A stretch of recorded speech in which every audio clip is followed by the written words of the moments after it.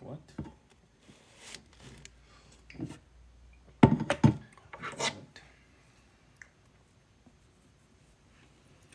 What's up, y'all? Peace, y'all.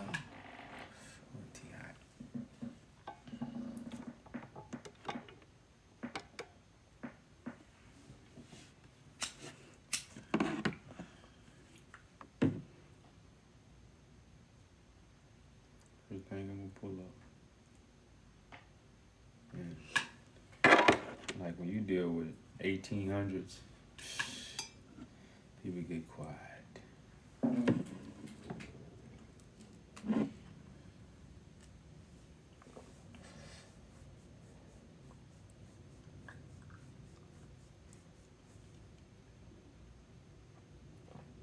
Peace, y'all.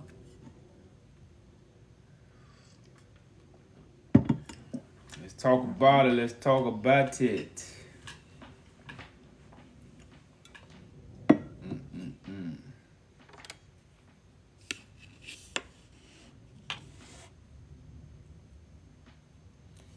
Y'all come on in,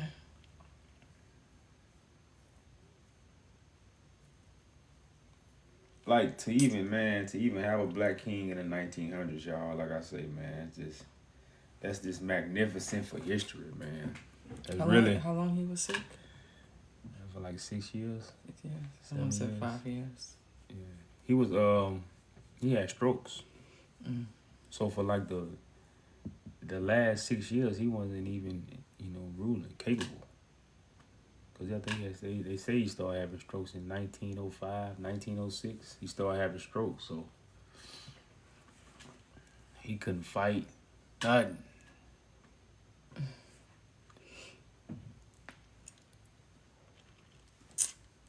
Y'all can, for those Ethiopians and non-Ethiopians, if you strongly believe it's just an occupation and you don't think any colonization was involved, that's just you fooling yourself at this point. Especially in the way Ethiopia is looking today. Can't say there's no colonization involved. And if you disagree, feel free to come up and explain your point. Explain how Ethiopia is not colonized. And, we want to get y'all up here, y'all. We won't. Well, I know I'm saying this to nobody right now, but, we let people up. We really going to let them know, like, we have to stick to the point.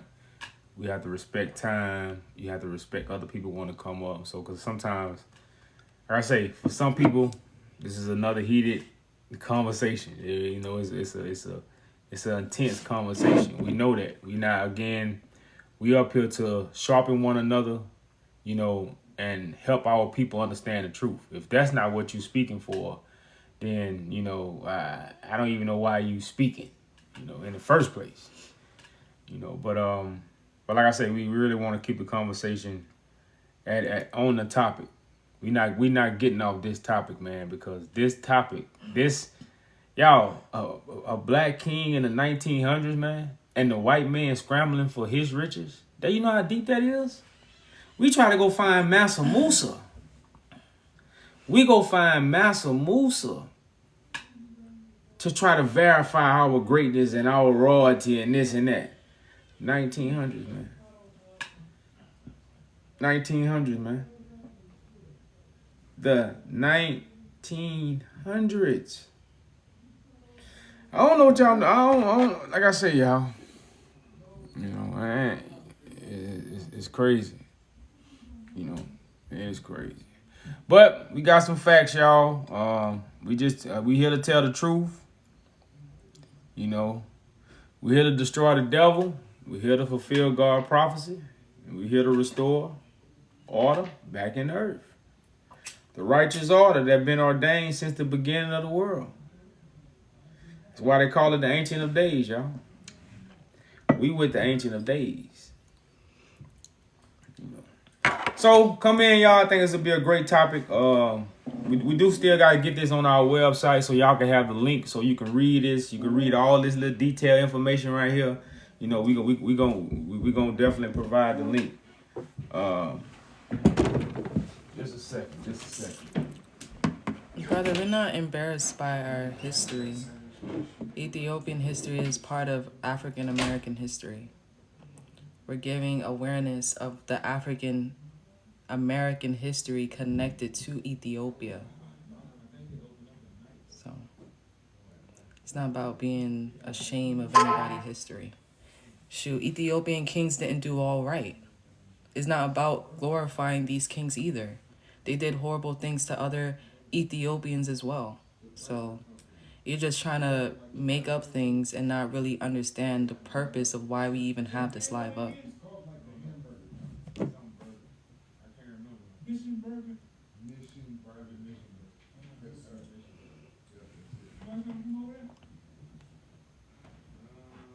If y'all think it's fake history talk, come up and explain how it's fake.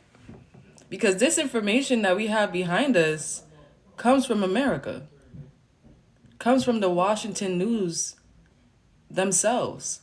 You can look it up yourself. You know.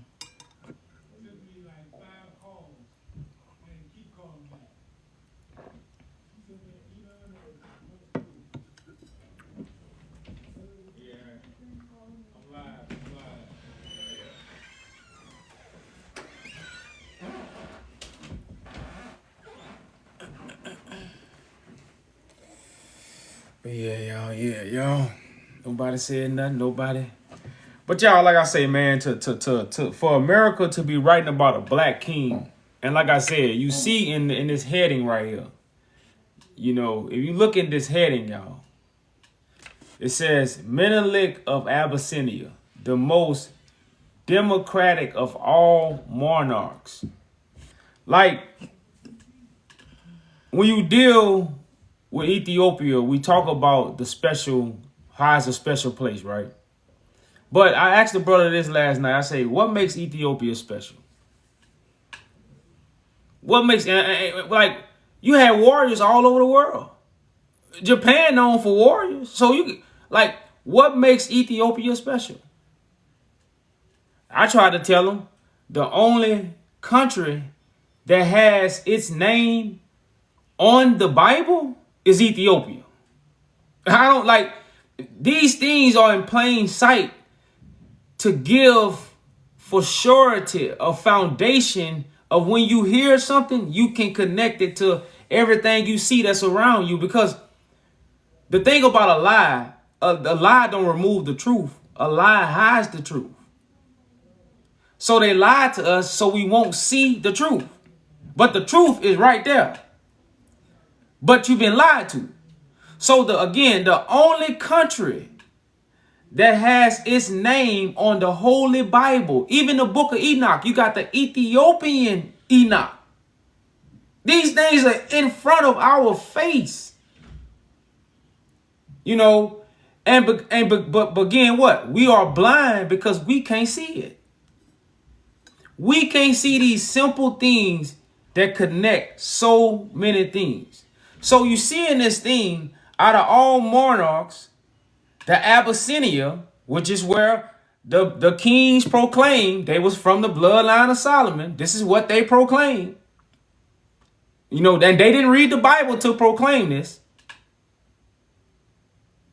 They was the most democratic, most governed. Now, when you deal with the Bible, you're dealing with law.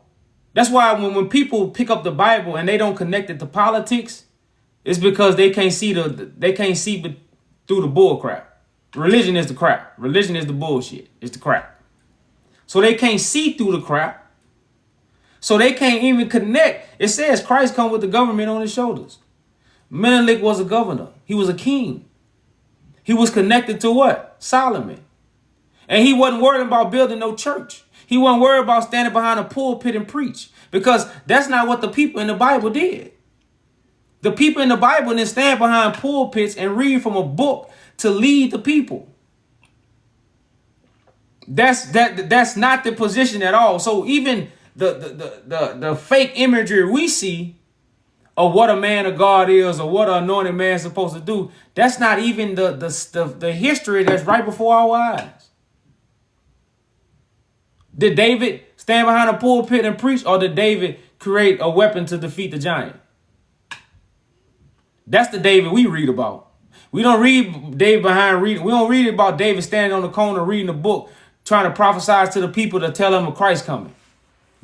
Nobody in the Bible did that. But somehow we doing it. But aside from all that, this says Menelik of Abyssinia, which is called Ethiopia today, most democratic of all monarchs, is seriously ill. Say dispatches from the capital of his empire to Rome. And if he should die unalive and break menacing, I read this a bunch of times still, menacing the safety of Europeans, representatives would likely be followed by a fierce scramble among the powers for his rich domain. So the Europeans are going to be scrambling. Now, the crazy thing about it is this king didn't have a son to leave his riches to. He didn't. So I think he was going to give it to his nephew who was 10 years old. So he had to be raised up. So, and that's when his daughter got the throne, and this pissed European powers off. Because you see, the European powers was out for whatever Menelik had. Whatever Menelik had, the Europeans wanted. And one thing about the Europeans, they were like, nah, Menelik gonna put a woman in office? And now we have to deal with a woman? That's why Zatu created Haile Selassie as the one that dealt with foreign affairs, because the foreigners did not want to deal with Zatu. They did not want to deal with a so-called woman king. That pissed them off. You know, they did not want to deal with that. So Menelik passed in 1913. Menelik passed in 1913, right? Now, these European powers are going to scramble. It's going to be like a bunch of cousins fighting for the spot. That's my seat. No, that's my seat. No, that's my seat. That's my spot. That's my spot. I got that. I got that. I got that. No, I got that. That's what was going on between the European powers in 1913. Because when he passed, and again, he really fueled the European powers because he didn't sign the treaties that they really wanted him to sign. Menelik didn't sign these treaties that was going to give them power in Ethiopia. Okay, let's pull that where it talks about the Angola Convention, the Italian Angola Convention. Where is that? You know where? I think it's this one.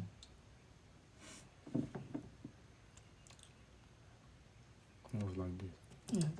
Oh, that one. Yeah, it actually said in this article too. Right here. So, because you want to know what I'm talking about. This is, again, the European powers. That's why when you have World War II, you have Germany and its allies going against Great Britain and his allies. You know, but what were they fighting for?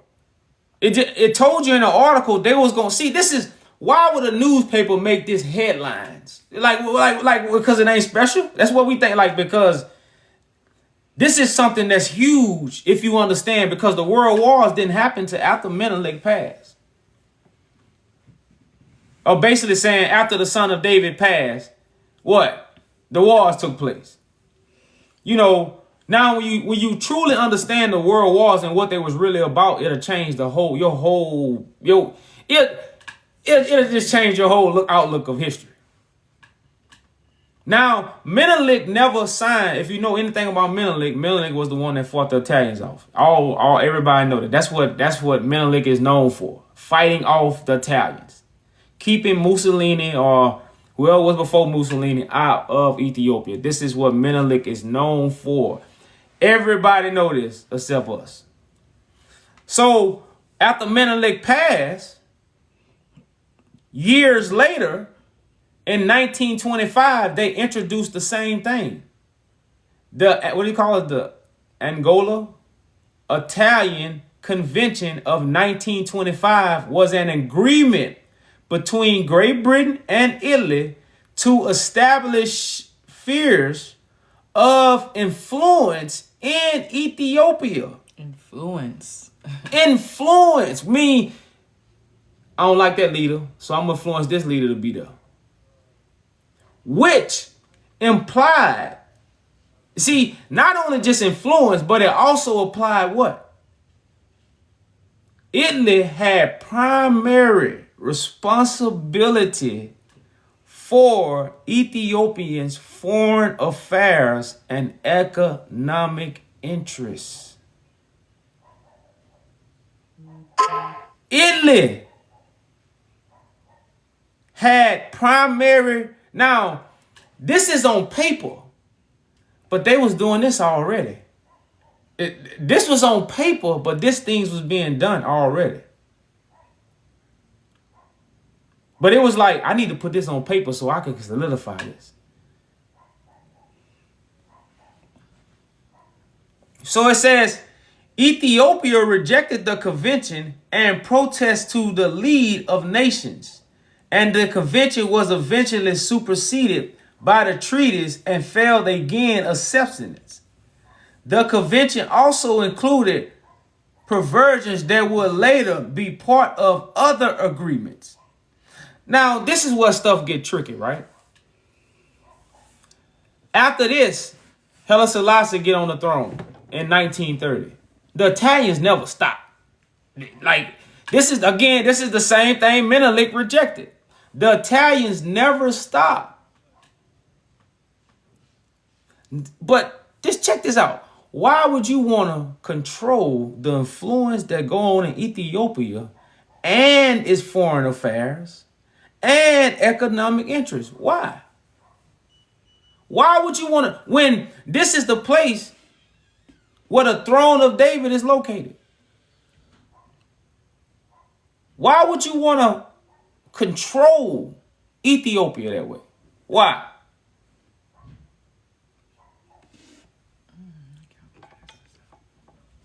Our minds. I think it's so close up. It needs to be further out.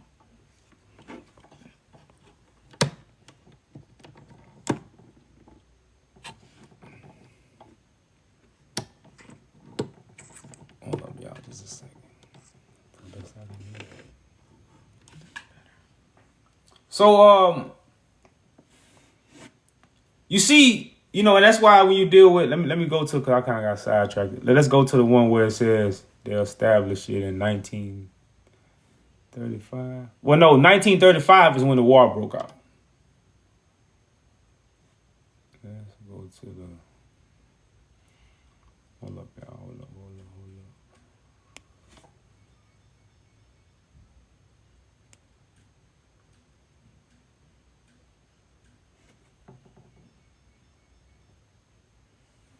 I want to read this. I don't think you gave me that one. This one. Okay. So again, like I said, Italian didn't stop, y'all. It ain't no secret. Italians didn't stop. They was adamant. It was like, I ain't gonna do nothing until I get in Ethiopia, which they was already in there, y'all. And see, at this time, Eritrea had already been given to the Italians.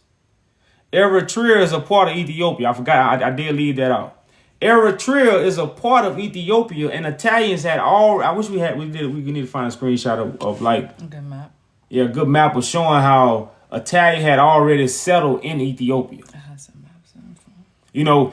This what going on right now is called the takeover. See, now it's the takeover. It's like, oh, I got this. Now I need to take over. To do what I really want to do, I must take over. But see, like I tell people, when was the Berlin Conference? 1883, I think. 1883. Let me make sure. It's called the Scramble for Africa. But if we were slaves in the 1600s and the white man is just scrambling for Africa in the 1800s, something don't make sense. 1884. 1884. But if you was taking us from Africa in the 1800s and then you begin to scramble for Africa in the late 1800s and then you get the capital of Africa in the 1900s, everything make a little more sense. If y'all keeping up with me. Yeah, I think you gotta go a little slow with them. They don't really know what you're talking about. Well, they tell us slavery happened in the 1600s. But when you do history, the white man didn't begin to occupy Africa until the late 1800s. It's like I go to Africa, I stay there for a bunch of years. Now I gather with all my friends and we gonna see how we gonna take Africa. But if the white man came to Africa in the 1400s with Christopher Columbus and then started taking us in the 1600s and then began to scramble for Africa in the late damn near 1900s, it don't make sense. It don't, like, the timeline does not make sense. But like I say, I know a lot of people ain't got the ears to hear, so like I said, but just to show y'all, you had a scramble for Africa in the 1800s, which was 1884. Then you had the scramble for East Africa after Menelik passed. Because you notice, Haile Selassie did defeat the Italians. Let's pause for a second. Haile Selassie did not defeat the Italians. Haile Selassie went to Great Britain. Italy's cousin. The same people Italy was doing the convention with. I almost feel like a pastor. Give me my rag and y'all don't hear me. Y'all don't hear me. So when you deal with, when the Italians invaded Ethiopia the second time, it's because you see in 1895, but was defeated at the Battle of Ottawa. You see what I'm saying? That's the battle that Menelik won. But it tell you up here, it says Italy invaded Ethiopia twice, leading complex relationships between the two nations. That included conflict, occupation, and the establishment of a small Italian population. A small Italian population established. Italy intentionally invaded in 1895, but was defeated at the Battle of Ottawa. Italy invaded again in 1935, leading to a second, more successful conquest where they occupied Ethiopia and established Italy East Africa. What? They established what? Italy East Africa, which lasted until 1941. Shoot, it's still on today, but that's another conversation. I guess that's where the light skin come in then, huh? Because all the kings was dark. I guess that's where the light skin come in, because again, when we start dealing with the Europeans, you see that's when they play the light skin battle on us.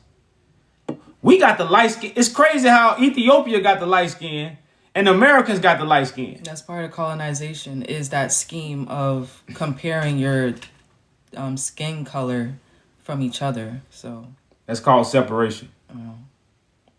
But y'all don't think those are colonization schemes. Y'all think that's just occupation. Yeah. But was that all you want from here?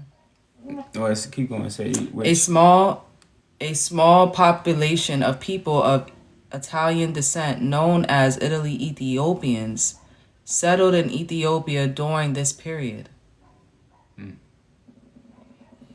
So when we talk about, the colonization, the stuff that went on, and what Italian wanted to do, Who is over the dam right now? Who is over the Yeah, I think I should have put that up here. who just got the largest dam in America? Who you think helped them? Can anybody put in the comments who helped the Ethiopians get the dam before you put it up? I just want them to put it in the comment. Before we put the answer up, can anybody in the comments put who helped the Ethiopians get the dam? Can anybody put in the comments who helped the Ethiopians get the largest dam in the world?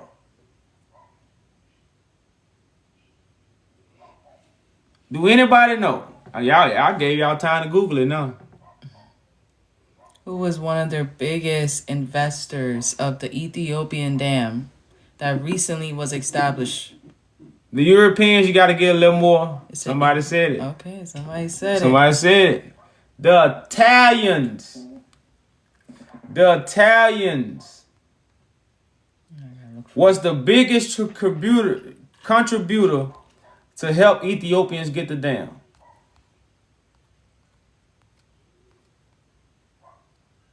You know, and like I said, this is just historical facts. Now, if you ask people, when did Italy begin to come to America? You send me that? No, that's why I did my video. It says, Italy companies are involved in Ethiopian modernization projects, such as the Grand Ethiopian Renaissance Dam. A 2024 agreement established legal migration. I can't see that. Legal migration channels for Ethiopian workers to meet Italians' labor demands. So they constantly still have an agreement. July 2025, this year, they signed a joint declaration to deepen cooperation with a $209 million finance package focused on agriculture development, healthcare, and education. So, man. And if y'all disagree with this information, please feel free and come up. Let's talk about it. And defend your Ethiopian/Italian connection.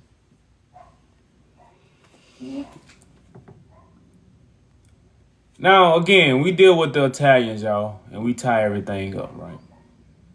Let's. I want to show y'all something about when the Italians started coming to America. Now, this on paper, paper, is not 100%, but it definitely gives a great idea. I can't remember where is it, man. It's not a newly one? No, I've been screenshotted it. Yes, Ethiopia is under Italy and the Great Britain.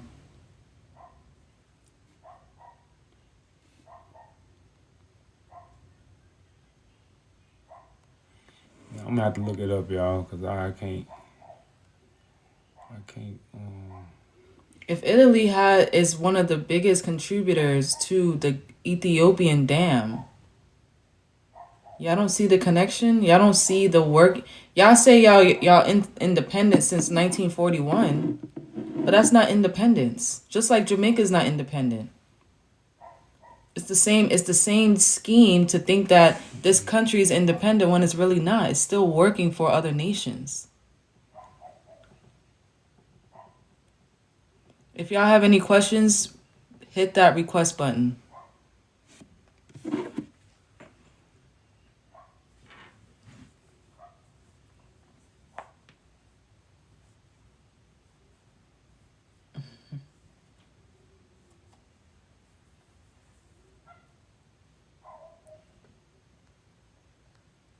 I sent you a invite. Can't pronounce your name. It's more than just the dam project, sis, or sir.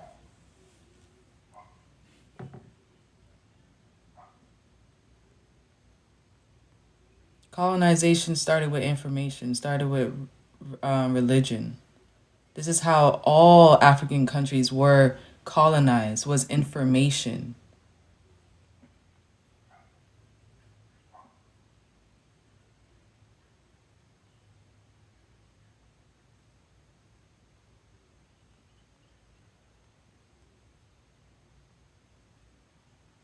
I'm just finding a screenshot just to show you the migration of the Italians, because when we link slavery, we link East Africa. You know, a lot of people don't link. You know, when you talk about how slavery actually started, you know, you deal with agriculture. Why do you think Italians was trying to get over the agriculture? Why do you think they was trying to get it? Slavery was all about agriculture. See, that's what we have to put two and two together and listen to the whole story, because send that to You sent it to yourself? no, I haven't seen it yet. The agriculture is slavery, but commercial agriculture is slavery, not agriculture. See, it's not about just, oh, I'm in the field picking cotton. It's like, no, I gotta pick cotton all damn day. You see what I'm saying? It's the commercial farming that the Italians introduced to Ethiopia. You know, see, this the part we don't really get. That's why the Italians wanted to take over. And see, like, I know we don't know these stories, so a lot of stuff, and I'm just trying to make it simple as possible.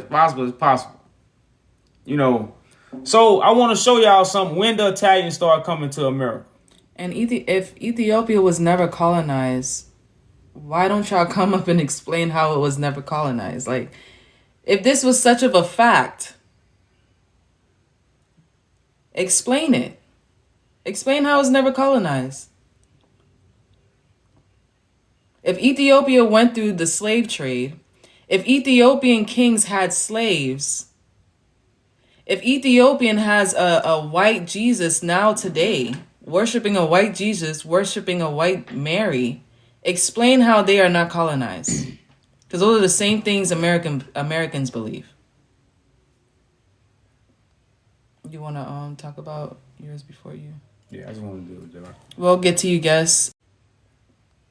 You want to talk about yours before you? Yeah, I just want to do it, July. We'll get to you, guests.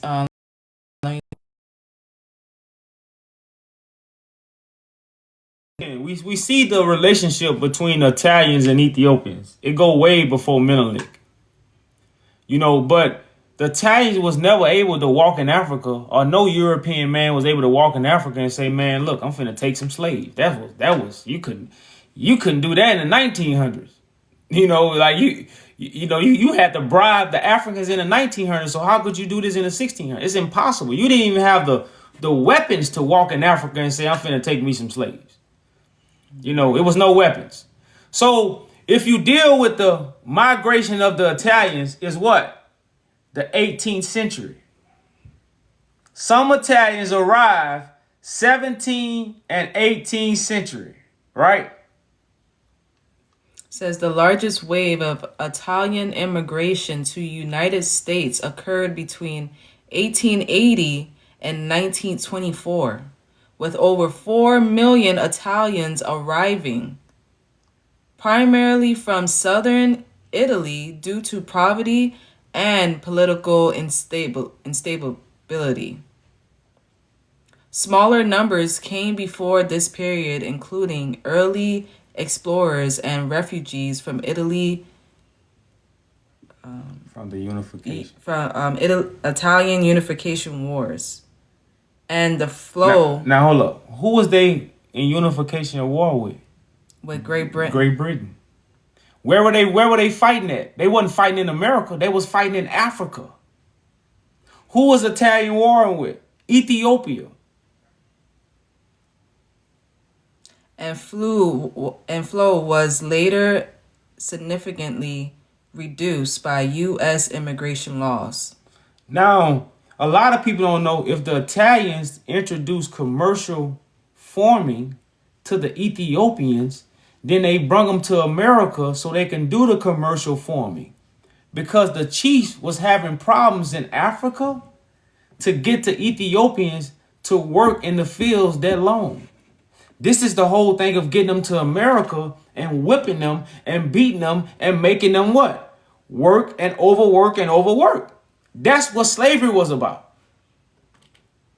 Stuff we was already doing in Ethiopia, but on a mass scale to like, man, I don't want to do this no more. You mean I got to be in the field all day? Yeah, you got to be in there all day. And if we're contradicting ourselves, I sent you an invite and you didn't accept it. So yeah, we got the information though. Y'all can't just be scared in the comments. You know, we're here to have a conversation with you, even if you don't fully agree. You gotta guess though. Mm-hmm.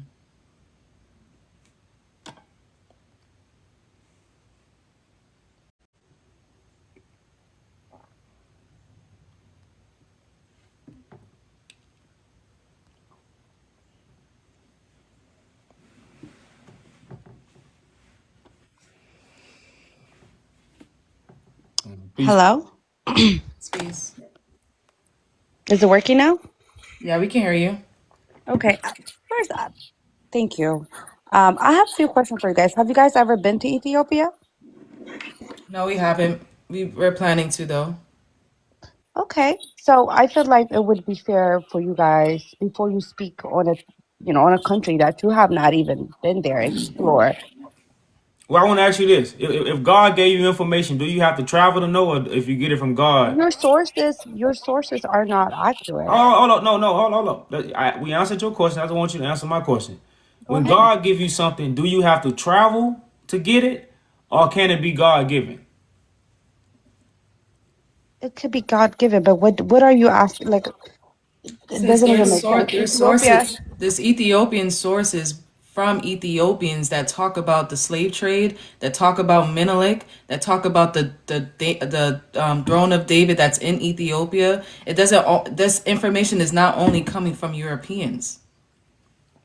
And then where is it coming from? What do you mean? What do you mean? So what is your disagreement with? Our national language is Amharic. You do know that, right? We were never colonized. But what's the original language? Ge'ez. Okay, does everybody speak Ge'ez in Ethiopia? No, because Because what? I mean, because so in the churches and certain, it's being taught in the universities and things like that. But the national language is basically like Amharic. And in different countries, we have different parts of the countries, we have different languages. So I'm not here to kind of argue about the language about Ge'ez, but I'm here to kind of notify you guys that Ethiopia was never colonized. That is not accurate. And when you guys talk about the dam was built by us. However, there has been a lot of conflict, political misunderstanding, misagreements with different nations. So of course, other countries have, involved to kind of like settle that part out. So I didn't want to be okay. Go ahead. Yes, but did the Italians were involved with the dam? The Italians were not involved in it. The dam was built by Ethiopians. No, I'm talking For we're Ethiopians. talking about That is literally the mission statement, I guess you could say. We were never colonized. And the dam was made, we all pull up money. But slow down. The word Ethiopia is a colonized word. None of your ancestors, Menelik didn't call himself an Ethiopian. So Menelik the second was he led the Adwa War with his wife and he won. Like I know, but sis, this is the part you missing. The fact is, Ethiopia is not even the original name. Ethiopia is so weak, history can be hidden. Right now, in this newspaper article that was published in Washington Times back in the early 1900s, calls Menelik a Abyssinia king. So Abyssinia is the other name of Ethiopia. That's just like how it's not another. No, it's not another name. It was. The Europeans it used to called changed the name. Abyssinia. It used to be called Abyssinia. But I guess I feel like, what is the purpose of this? Is it like What is the purpose of you Okay, guys? sis, the purpose Like, of you guys are this. spreading misinformation, Sis, and just that is hear not it. You're not accurate. trying to hear it out, sis. The purpose of us I want to explaining hear what. you out as long So as you're listen. So spreading. listen. Okay. The purpose of us explaining why Ethiopia is colonized is because you guys don't follow the throne of David. You follow a European way of government. That's why your leaders in Ethiopia is under the British Empire. That's why your priests in Ethiopia go to Rome to get their information. I don't know if you're listening.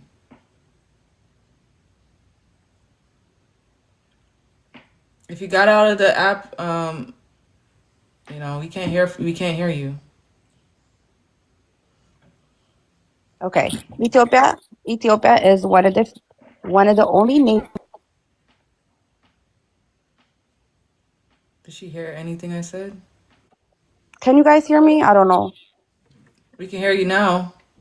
Okay. So here's what I'm saying. There's something called Greek Orthodox, the Orthodox religion, right? We follow Greek Orthodox religion. It's similar to that.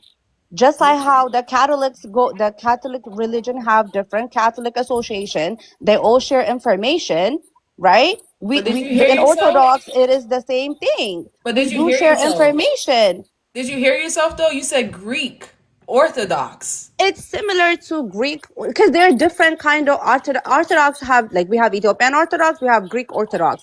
We share information, and that is okay. That's the whole point. As an Orthodox, we have different type of Orthodox in different nation, And in where does different the part Bible? of Where the does the world. Bible That originate? does not mean we follow like the European religion. It does not mean that. Where does the Know. Bible come from, sis? What is that? What does that got to do with anything? Now you're saying that we're what is the using, reason? we have our own. Okay. So What, let me explain this. The only reason I joined the live is because you guys are spreading wrong information. I would highly, highly suggest that you guys research different sources, because I feel like the sources that you guys are using to explain and spread this information is not accurate, and it does not benefit. Sis, for one thing, we didn't let you up to ask you for advice. We let you up to have a conversation. We don't need advice. We up here giving some substance. So we not asking for advice. Even though if you feel you might think you need to give us advice, we not here for advice. We here for conversation if you want to have it about the topic. Giving us advice is a waste of our time. And right now you are muted, so you got to come off mute. You got to hit the button to come off mute. We had to mute you. We just want to lay a foundation. If you want to conversate with us, we can have a conversation. But we're not looking to get advice from you. We didn't let you up for your advice. Now, do you want to have a conversation about the topic and the Trying thing to have a at hand? conversation. Okay, no, But you're trying to give us advice that we are not I'm asking. trying to tell you what you're doing is wrong. No, Well, And I'm sis, gonna. this might be Is your this first wrong? time. Hold on, sis. This might be your first time seeing this live, but we've came I out. am. With It is my okay, first all right, time. but all right. So you don't know where we coming from. You have to hear us out. You're arguing with me, and I'm from there, and I'm trying to tell you. I'm not trying to That's what I'm say saying. that. I'm We not trying to didn't bring disrespect you you, but up. I'm trying to educate you. I am from there. We My didn't bring language. you up. We did not bring you up to get education from you. We I brung you understand, but up. I'm telling you about You what wasting your time. What's this? You wasting your time trying to we educate. were not slaved. We were never colonized. Like, Okay, what's I this? don't know Thank what you. the problem Thank you for is. coming up. Thank you for coming up. Thank you for adding me. And I just wanted to say again, you guys are wrong. Okay. And we were never colonized. Thank you, but bye. Bye. Like if you, we already know you think we wrong. That's why we let you up. But you don't have to keep telling us we wrong. That's when somebody don't have substance to prove you wrong. Okay, we let you up. Most 95% we people we let up, they are against us. Okay, we let you up to prove these things. Prove these things and bring our facts. Prove these things by answering our questions. Prove these things by having answers for the questions that we ask you. If that's how a conversation goes, well, you're wrong. Well, why was the Ethiopian name changed? Where does the first Bible come from?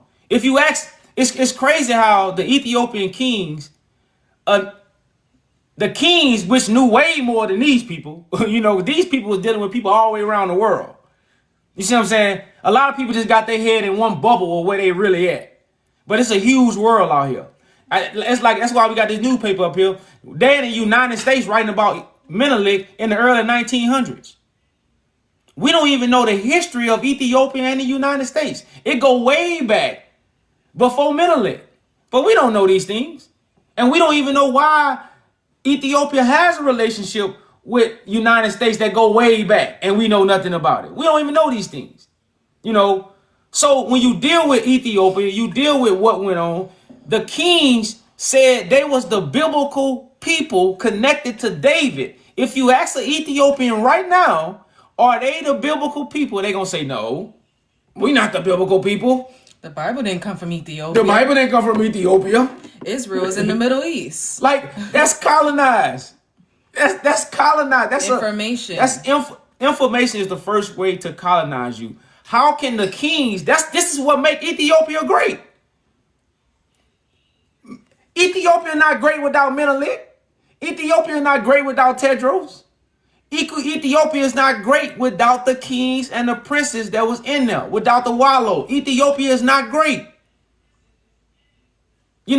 So right now we are asking the people questions. If Ethiopia is not colonized, why the Ethiopians don't consider themselves the biblical people? And us, most of them, they're really not. But us bringing you guys up, please be respectful, and we'll have a dialogue.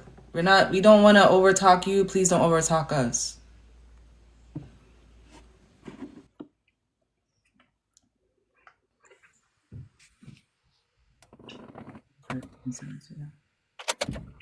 Peace. Hello? What's going on? Peace. How you doing, man? You okay? Hi, guys. What's going on, man? How you doing? Good.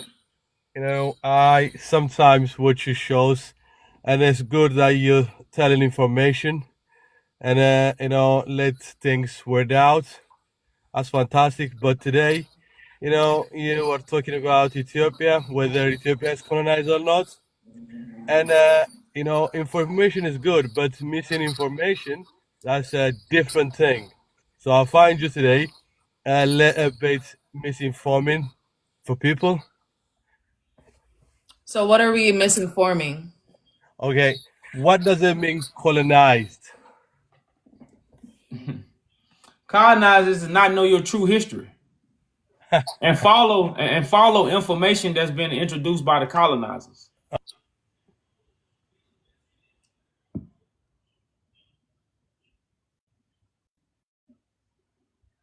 I don't know if you got a phone call.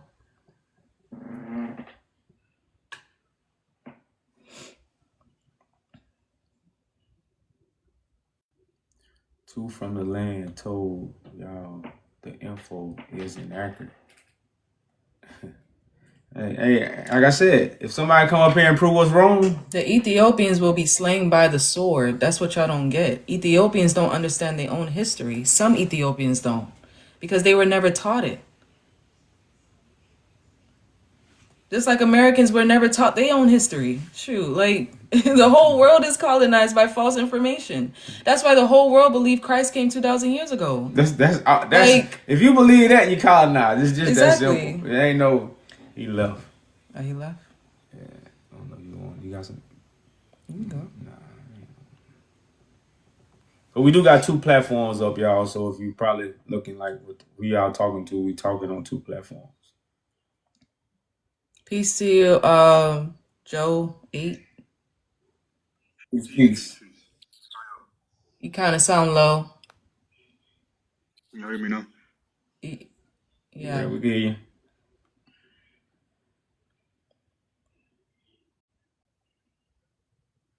I really want to know, he actually asked the same question, but you guys kind of explain what colonization means. I guess, how do you, what's the word? I think a lot of people are looking at colonization as a physical. How do you differentiate colonization from say how Black Americans were colonized and Indians versus like Ethiopia, or what's the difference? Does that make sense? Well, Ethiopian was part of the slave Like trade go into as details. well. I'm like, I was just gonna say Ethiopia was part of the slave trade as well, but that's the information that they don't want to talk about. And the same way we colonize, like we don't have when it comes to African Americans in America, we don't have white man standing over us. The one thing about when you deal with colonization always get your own kind and put them in office. That's why when you deal with Italian took control of the influence in Ethiopia. Same thing with Great Britain. They took control of the influence. Like the reason why a lot of people was in positions is because of the influence of the European nations. So colonization is not always someone standing over you. It's your own kind working for the other side. That's colonization. Because they gonna teach. No, I get that. Yeah. You The see what I'm saying? They CIA, gonna teach all you that. and give you all the fundamentals that another country would give you, but it'll be your own kind. So tell me this, like, would you say, because Eritrea used to be a part of Ethiopia, right? Correct. Until the Italians took over. So would you say that kind of like is is that evidence to what you guys are saying right here? Oh yeah, Because I mean, the fact that they lost the coast, that's part of it. that's a big thing. You feel me? That's a big part of it. Somalia as well. Yeah. That's it's a lot of history facts that when most Ethiopians say we are not colonized, they look at it from a worldly point of view.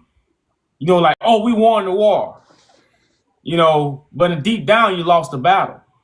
And see, that's why when you talk about Haile Selassie didn't defeat the Italians. They don't like how can Menelik defeat the Italians, but when Haile Selassie get in office, they don't defeat the Italians. And the same people the Italians was in cahoots with, the king went to their big cousin. Great Britain. And then Italia occupied Right. for almost 8 years. So a lot of stuff went on in that time, man. A lot of changes was happening. A lot of priests and a lot of chiefs was unalive. So a lot of stuff had transpired to really understand why the information, why the name, what all this stuff have been changed in Ethiopia. So my next question would be I got two questions. One, what would be the purpose of saying Ethiopia is colonized? Obviously, knowledge is power, right? So I get that, but I want to know specifically the exigence, right? And then two, how they say like after the Council of the Scene, right? The Bible changed, and everyone always talks about the Ethiopian Bible. Mm-hmm. Would you even say that Bible that everyone likes to talk about, the one before that, is colonized too? Because it sounds like y'all would say that. Because I mean, I think in the Ethiopian Bible, Jesus is mentioned in the New Testament, or am I? You know what I mean? Yeah. So, well, a lot of people don't know Ethiopia is connected to God prophecy. The throne in Ethiopia is connected to God prophecy. So that's our sole purpose of even talking about this, because we have a movement behind this. So we're not talking about this just to poke and just to poke fun. We actually have a solidified movement behind everything we speak. And the Bible prophecy is to restore the throne of David that's in Ethiopia. But the world has this has been hidden from the world. But that's our sole purpose. And like you said, knowledge is power, and all this knowledge gonna bring understanding to the masses. But these are little details you have to know to understand the truth. But the books are not colonized. Again, a lot of us, when it comes to the teachings of the Bible, we all follow the European timeline. And that's what throws everything off.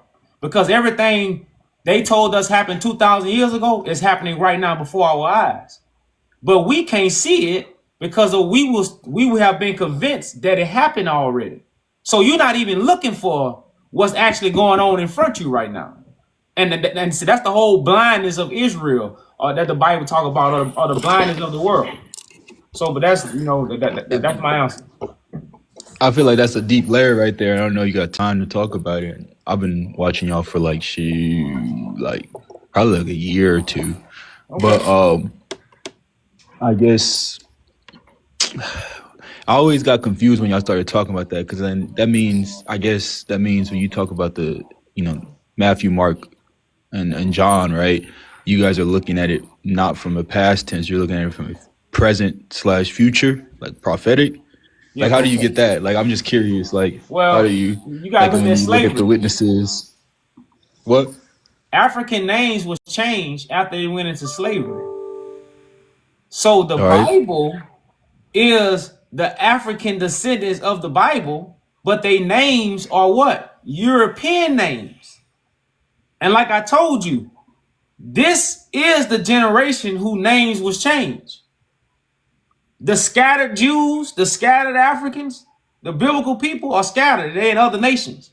And they don't have their ancestor names. They don't have Jeremiah or Isaiah or just those are just biblical names. But when you really deal with the African names, they don't have those names. They don't have no Tedros, ain't no Menelik, ain't no Johannes, ain't none of that. Johannes is Hebrew for John. You know, John is the European Right, name. because the letter J Johannes, didn't exist. you My know, name is Josiah, so it makes sense. yeah, that's what I'm saying. So the New Testament is the future prophecy that's gonna play out in the last days. You see what I'm saying? Like but see, the Europeans have tricked us. They have changed time and told us it happened 2,000 years ago. As it says in Daniel. You see what I'm saying? And you can't even argue that because, like I say, this happened in 1900s. Shit, don't nobody know about it. But so how we know what happened when 2,000 years ago? You can't argue that. So whatever I say goes because I control information. You see what I'm saying? Europeans control information. So when you deal with the Bible, it's nowhere in the Bible, it's nowhere in the scrolls where it tell you when Christ gonna come. And then people will say about, as the comments say, Ethiopia has their own calendar. If Ethiopia has their own calendar, why do they still believe that Christ came 2,000 years ago the same way the Europeans believe? I know it ain't number 7 years behind America. That's really a metaphor. You know, that's really like a symbol. The Ethiopia is 7 years behind. So that ain't really a different calendar. You just 7 years. That's just So how do you something to think show like you how the Ethiopia is Catholic different. Church was like? Obviously, I don't believe in it, but like, how do you think like Peter and all the saints and all that stuff? Like, is it fabricated? Like, how do you fabricate something like that's like dinosaur? Well, no, you don't That's crazy. fabricate it. The story was foretold before it happened. That's the Bible. The story of Jesus is foretold. It's a vision. That's why the New Testament is quoting the Old Testament all through it. It just speaking regular words and quote the Old Testament scriptures. And see what that's happening right now because the New Testament gonna come from new vessels who walk with Christ. This is why again, Ethiopia, Menelik, is sitting on David's throne. Christ in the Bible sits on David's throne. So Christ means anointed man. It don't mean a character that came 2,000 years ago. This is the ancient Ethiopian understanding. That's why Menelik considered himself the chosen. Tedros considered himself the chosen. Because the chosen one is always a living man. The chosen one is never a living man that came 2,000 years ago. That's why after Noah, God had Moses. After Moses, God chose Joshua. God don't change. But the world So you don't think changed Paul is? Christianity into worshiping a deity that you think is going to crack the sky one day. And it'll never happen. So you don't think the Sadducees or the Pharisees have ever existed? No, they right now. No, all we had was false prophets. The Sadducees was going to be a group of people who have influence over the masses. You never had a group of people who had the Bible in their hand and they had influence over the masses. In Ethiopia, it was strolls. Menelik wouldn't walk around with no Bible passing it out. None of the kings was. Because it was sacred strolls because it was visions. The Bible is not to teach people. The Bible is about God's vision. So that's the difference. So you even think The teaching and the scribes and Pharisees came in the last days of what you see now. You looking at the scribes and Pharisees right now. Right. I think I'm asking questions because it's helping me. I mean, you have an answer for everything. I'm not surprised because you've been, but Okay, so even like what is his name, Ptolemy, or I mean, I think there's historical characters in the Bible that you can legit find in history in the New Testament. You know, like the Greek um, governors or whatever you want to call them at the time. You think they don't exist either? They have never existed either, or The Bible is allegory for today. The Bible is written on who the last days will come upon. It's written in the Bible. That's why the Bible doesn't have dates. You got to realize the Roman Empire came into Ethiopia and stole these manuscripts that they still have in the Vatican. And they gave the world false doctrine, and they gave the world the Bible. The Bible wasn't in a book. It wasn't multiple scrolls in a book before they stole it. I agree with that. So what they did was give it to you and give you false doctrine. So now all you think about is the past when you're reading the Bible. You don't think about what's going on right now. And see, you got to understand how Ethiopia fell. In Tedros' time, Tedros was considered the Christ, the Messiah. He was considered the anointed one. That's why it was princes, and he became king. Because he said God had gave him the gift. That's what Tedros means. The gift from God. That's what Christ is. God so loved the world, he gave his only begotten son, a gift. But the ancient Ethiopian didn't follow a 2,000-year-old figure, because God is spirit. So whenever God revealed the word becomes what? Flesh. The word don't go in history and go backwards and go in the sky. It becomes flesh when God's spirit goes in the flesh. And the flesh will speak to the people. Like Moses, like Noah, like Joshua. It don't change. Nobody ever comes out the sky. You know, so when you deal with the writings, they are allegory. The Europeans knew this. The world didn't know this. Because the Africans never read the scrolls. Because, like I say, Tedros wasn't passing out the scrolls. Menelik wasn't passing out the scrolls. So the people never read the Bible. So even when the Europeans stole the scrolls, the scrolls had never been written by 95% of Africans. Only a few priests dealt with the scrolls. So when you deal with the Bible and what we have today, this is how they was able to change everything. You see what I'm saying? Because when they took it, they piled it in a book, and then they added dates. And then this is how they created their history, their false history. When the only date in the Bible is the last days. That's the only date in the Bible. And guess what? No man knows, nor the angel. It say the angel don't even know when God gonna come. You know, and all that's showing you is God just gonna choose a living flesh.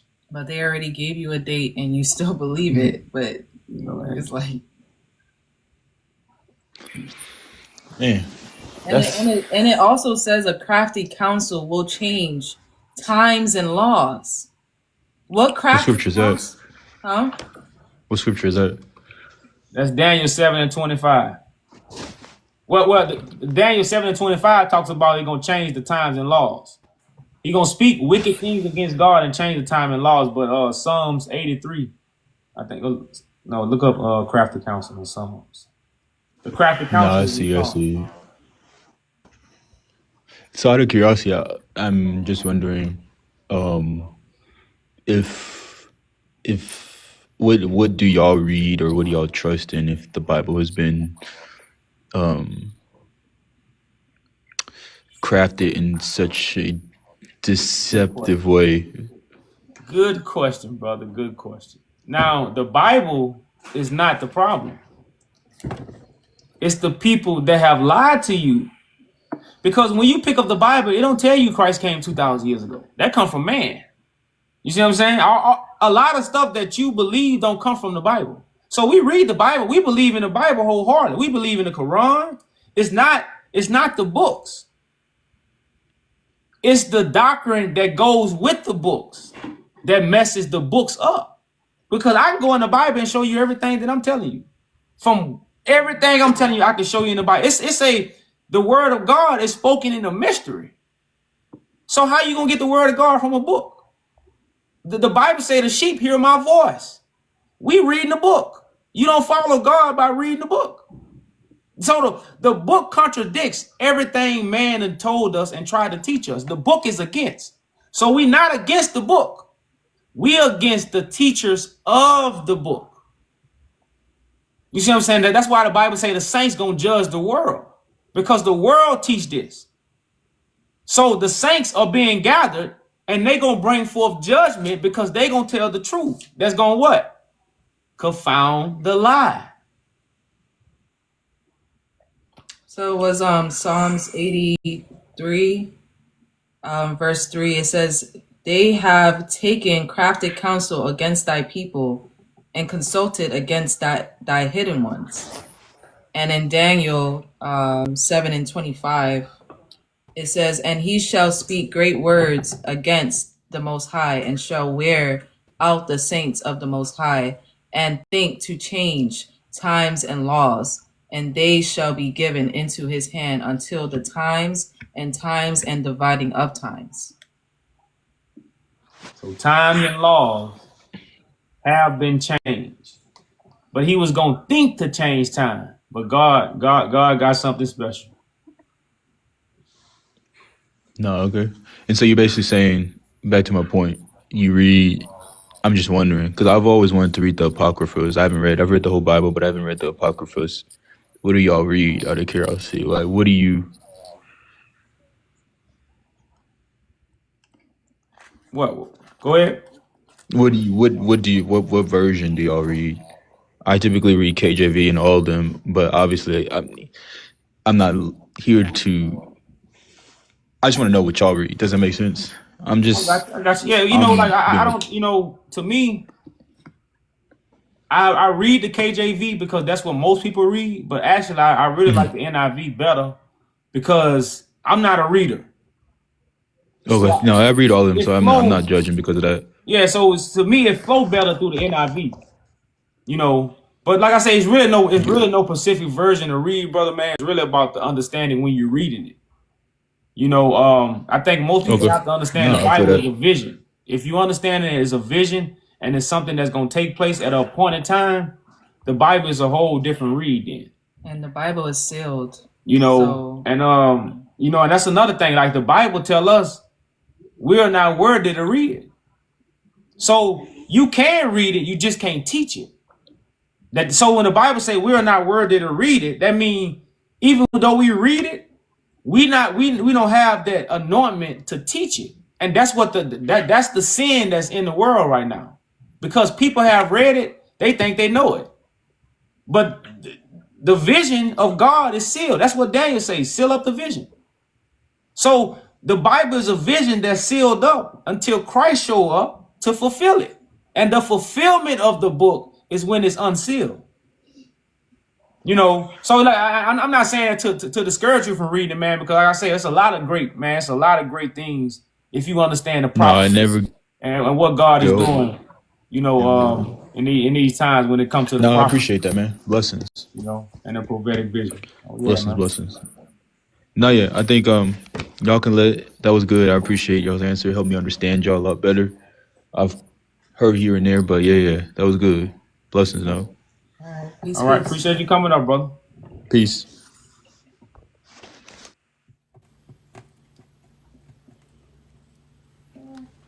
I think, you know, that's another thing we try to share with our brothers that, you know, that really, the Bible really puffed them up, man.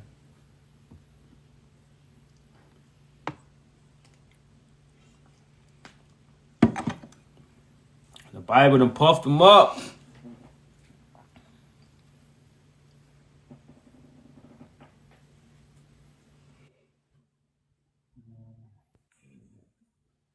They've been colonized for 5 years.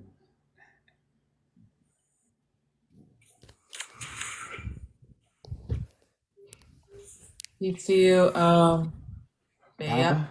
What's going on, brother? Peace. B.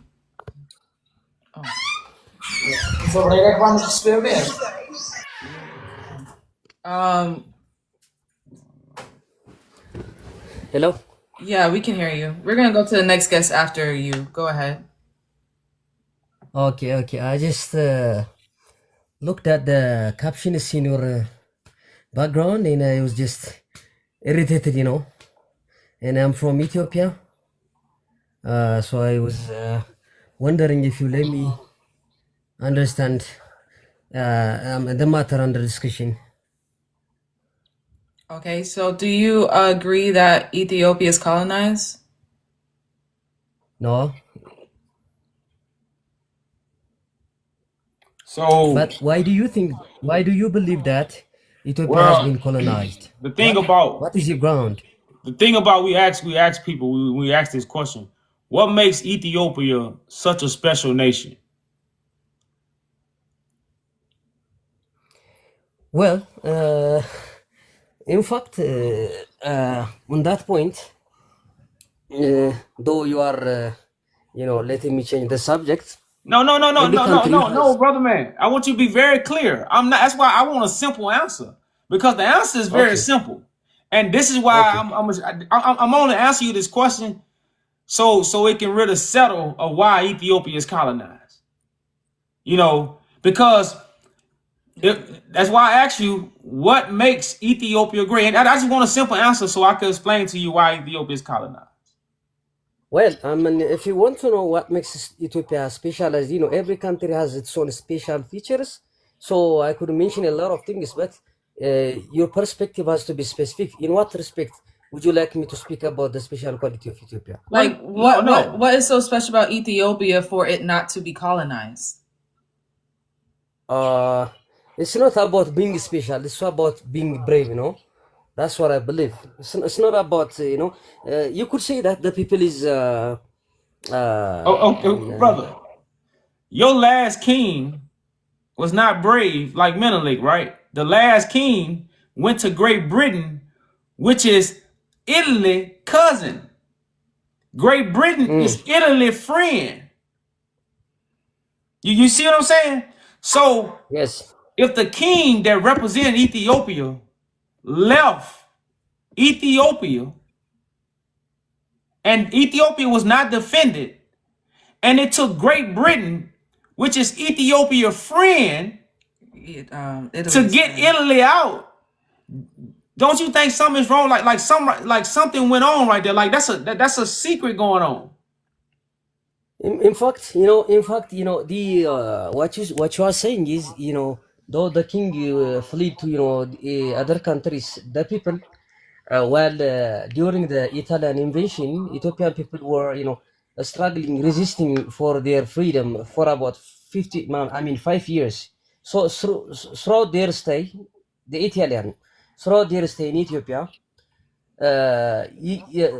they were occupying, or they were occupying some parts of the country, but the people, those we call the brave one, those who don't give up, they were struggling here and there, struggling here and there. So they never gave up. In order for you to say that a country has been colonized, the public has to submit entirely. You know what I mean? Entirely. I mean, if you know how it's not a matter of consent, in fact, but they have to bring them under their feet. The Italian must bring us under their feet in order to say that they colonized us. You know what I mean? But let me ask you one question. If you are willing to answer. I'm not trying to be I'm not trying to be emotional. I'm just sensitive in this issue, and I don't. My question for you is, do you think that the Italian has colonized Ethiopia? Oh, most definitely. The Italian and Great Britain. If the Italians is the one that forced commercial labor in Ethiopia. They like that scheme Ethiopians right about this. Go ahead. And if the king has to submit to another nation, that means the people have to submit as well.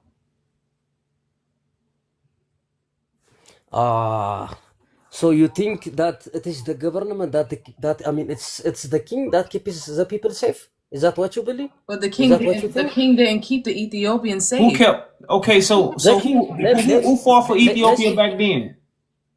Who was fighting for Ethiopia back then?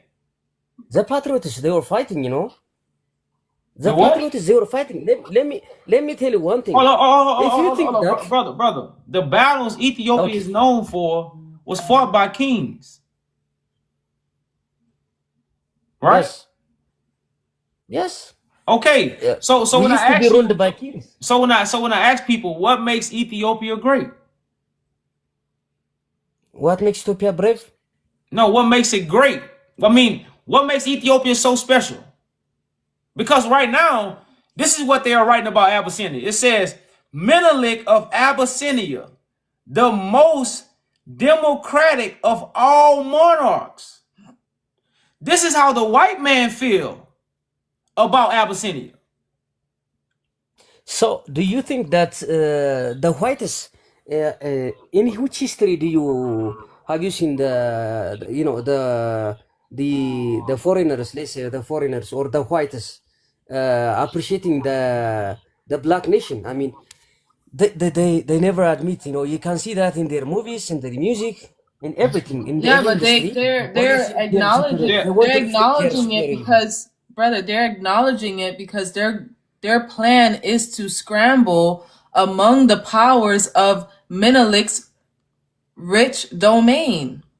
This is the reason of World War I. The what? Europeans The World War Europeans I? know about the monarch in Ethiopia, More than Ethiopians. Way more than and they Ethiopians. understand why it's so important.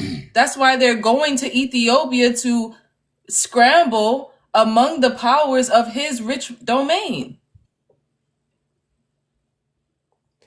So And that's why when I ask you what makes Ethiopia great, it's not the Ethiopian government right now. So what made Ethiopia special? The monarch, the monarch that was in Ethiopia. It's the monarch is what made Ethiopia special. Without the monarch, Ethiopia is not special. Now, the monarch is connected to the Bible. This is why the Europeans are looking at it, man, this is the most democratic because they deal with a sovereign law. Something that connected to God. If it's connected to God, it's above the world. But again, this is why Menelik proclaimed to be from who? A descendant of David, a descendant of Solomon. But it's mighty funny that the kings proclaim this out of their mouth. But the Ethiopians, they don't say they of the biblical people. Some of them don't. No. Would that be? I have to be honest. I have to be honest with you guys.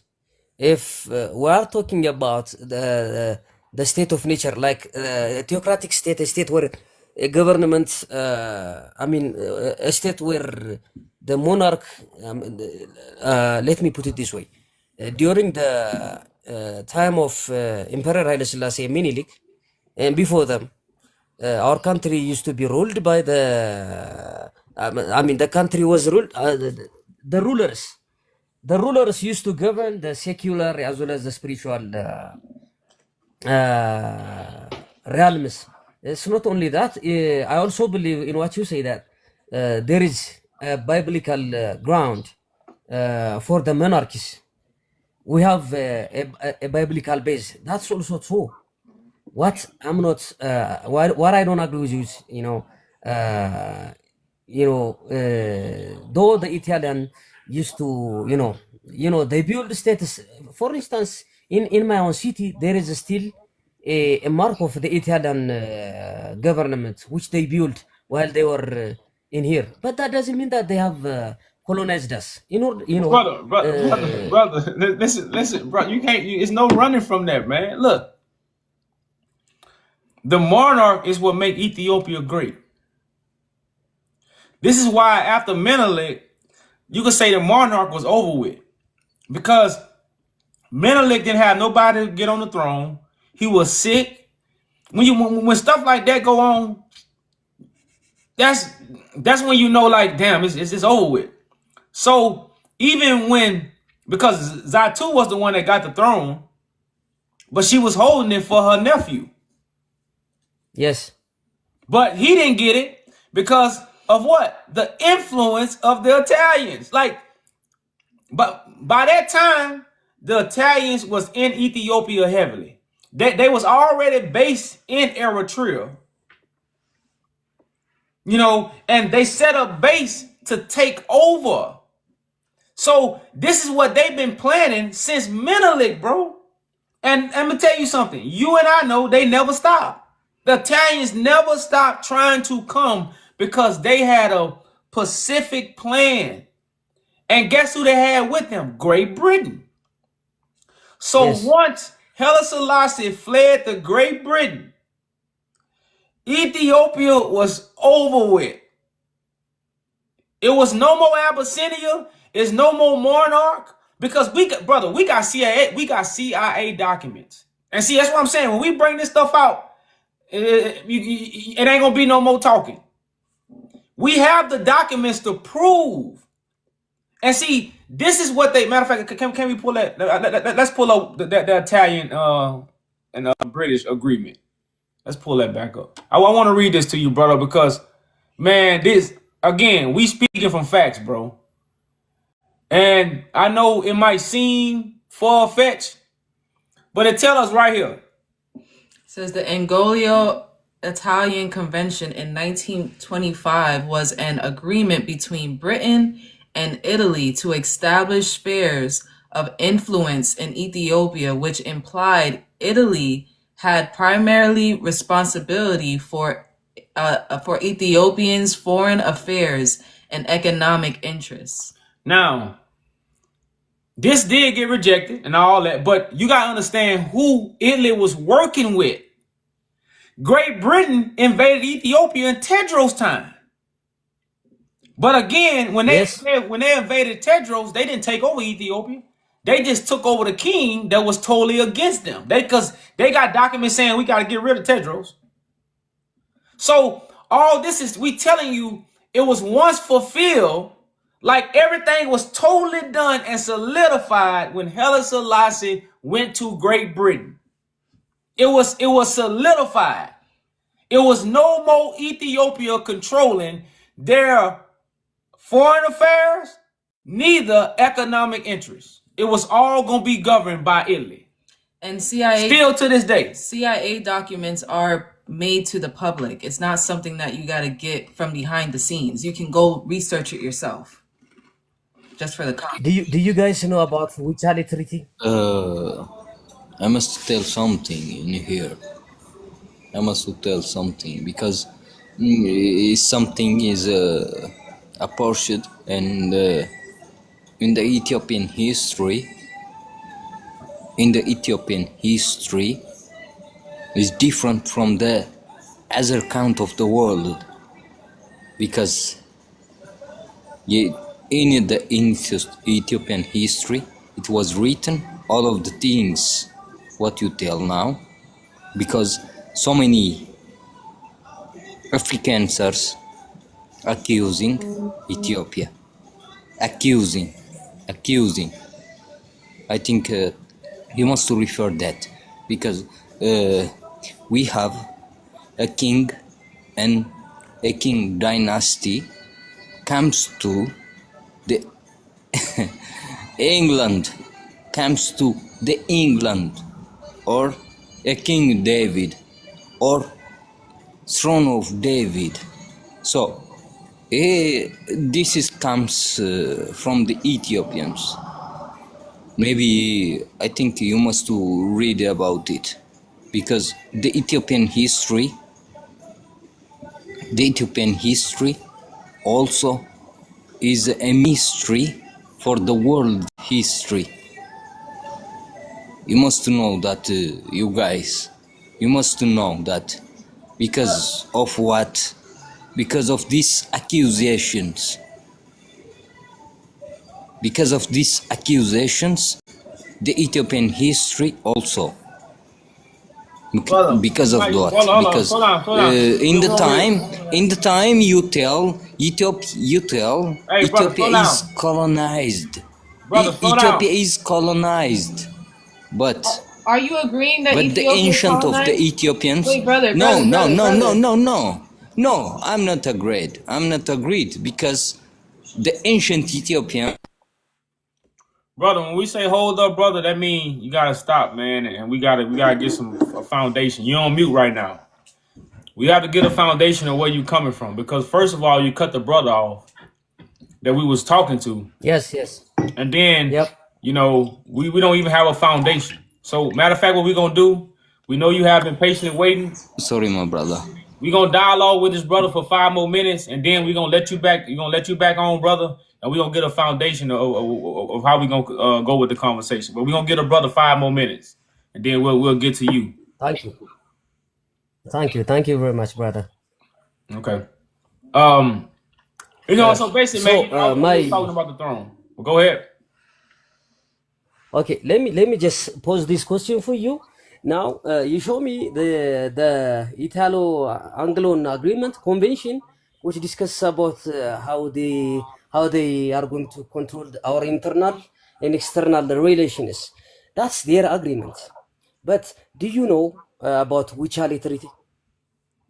Do I know about what? Wuchale Treaty. A treaty made between Minilik and Italy. Yeah. That's a treaty that which is in fact the cause of the conflict, between the two countries. Yeah. We know I that. guess you remember the conflict between Italy and Italy. I know. The That's what I'm root saying. cause for this conflict was because the root cause for this conflict was because of Wuchale Treaty. So when you talk about this kind of discussion, like the convention that you showed me, the convention that you find from CI or whatever, yes, we understand from the very start they have an intention of controlling our internal and external affairs. That's no doubt. Like you said, it's not in the past. If they have the capacity, they still want to do the same things in the future. We know that. But the thing is, the very reason why the Ito-Italian conflict rise up is because of the fact that the Wuchale Treaty, there was a term in there which allows the Italian government to take control of our foreign affairs, and because of that, and because of the bravery of King Minilik's wife Eteged Aitu, so the agreement was withdrawn, and that became the root cause for the conflict between the two countries. So I understand that they have an intention. We know that, but the thing is, just because Italo-Italian in Italo-Anglian, the Italian and the English have an intention of have an agreement to take over Ethiopian internal and external affairs, doesn't mean that we have consented to it or whatever. It only shows that they have an intention from the very start to control us. But my point for you is, the intention. the only thing that I differ from you is because Ethiopia has never been colonized. But brother, the intention of the British Empire, in Italy was to destroy the monarch. That was what their intention was. And guess what? Till this day, you guys don't have a monarch. Yes. Right? Okay, yes. Then you gotta look at it like this. Italian is still heavily involved. Yes, go ahead. But look, I agree with you in this. But brother, Italians are heavily involved and still today in Ethiopia. So I want to ask you this. Is Italian Ethiopia friend? Is what? Is Italy Ethiopia's friend? Are they allies? I couldn't say that. I don't think they're. They're not allies? No. Well, guess what, brother? Still, but the reason why Ethiopia got the dam is because of the Italians. The reason why Ethiopia got what? The dam, the new water dam that they got. Yes. It's because of the Italians. How is that so? We finna show it to you. How is that so? Italy. Break it down for me. Italy and Ethiopia have a strong and growing partnership. In July 2025, they signed a joint declaration to deepen cooperation with a 209 Yes, million financial package financial package. focused on Focused agriculture on agriculture. development. Yeah, Hold on, brother. I see that. Focus Yes, on I see that. healthcare and education. This agreement built on their existing ties, with Italy being one of the Ethiopian's top trade partners and investors. As we go down, Italy companies are involved in Ethiopian modernization projects such as the Grand Ethiopian Renaissance Dam. Italy is Ethiopia's top trade partners and investors. And they recently, this year, signed a joint declaration. The problem is this. The problem is this. The problem is this. Hold on. The problem Hey, bro. is this. Hey, bro, Yeah, bro, man. Give us about 2 more minutes, Okay, and then we'll get thanks. to you, bro. Thanks. Give us about 2 more minutes. Okay. Greetings, brother. Peace. So, for instance, thank you for this insight. First of all, I can see that you are deeply, concerned about Ethiopia, which I love very much. And I want to ask you, I mean, where did you get this document? For instance, we as an Ethiopian, we don't know this agreement ever existed. We only know that the new Renaissance Dam was built on the blood and sweats of the Ethiopian people. Yeah, Brother, there may be support, but still. your government is not working for you. Just know that. Don't tell that. Don't tell that, my brother. Don't tell that. Hey, Don't brother, tell that. brother, Don't brother, tell stop that. coming off your Don't mic, tell brother. that, Hey, my brother. stop coming off your mic, bro. You know, and that's all. That's all I'm saying. Like I say, we got the documents, brother. Again, look all this stuff up for yourself. That's why change is among us. How authoritative is this document? For instance, can you show me the real document where our prime minister and the Italian prime minister's signature is put on it? Yeah, I'll look for it, and I'll make a video. I want to believe you. I'll make a video. This is the question. Thank you, Baya brother. The information is out there. በጣም እንኳን ደህና ገባ. Let me see if I can. Yeah, thank you, man. Oh, hey, matter of fact, he got a picture with the woman. I know exactly. So I'm trying to. They got pictures. Should I screenshot it? Yes, we finna post the picture. Yes. We gonna put the picture in the background. You know, yes. I would love to see that. Okay, yeah, we gonna show you, brother. You know, man, like a lot of people don't know the history of Ethiopia and the United States. The history of Ethiopia and United States go way back. Tell that, my brother. Stop coming off the mic, brother. Don't tell that. Don't tell that. Don't tell that. Don't tell that. Don't tell that because y'all don't want it to be. So right now, the history and the United States of Ethiopia go back to the 1808. Ethiopia has history that goes back to the United States.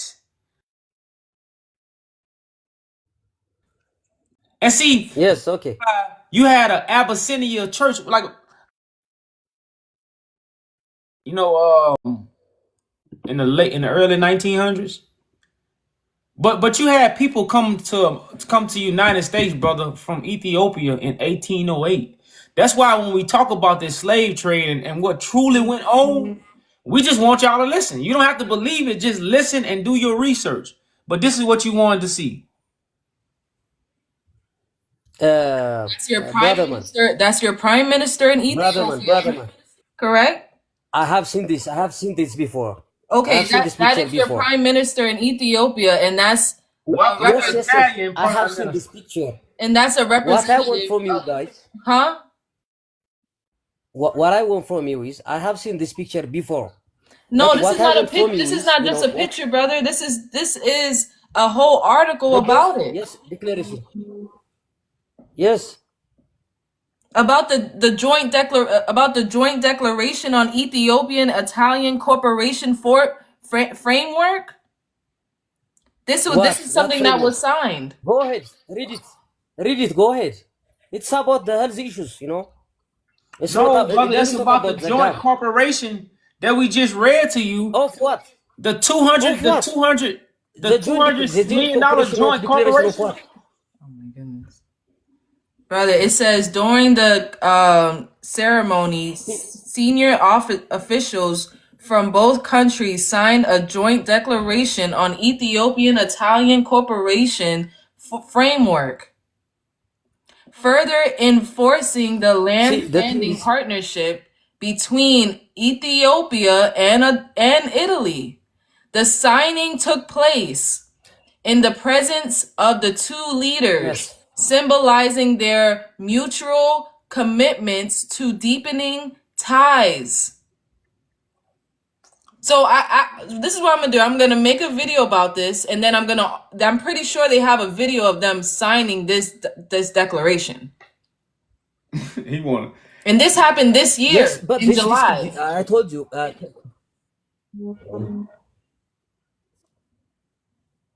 This is not false. Can I say something, please? But brother, you gotta realize this is not false information that we're making up. We're not making this stuff up. No. I know that I told you already. I know this picture. I know this news in the past. You know, it's not my first time to see this picture. It's not in the past. It's not my first time to see this joint. This happened Yes, this year. so I have seen this joint cooperation declaration.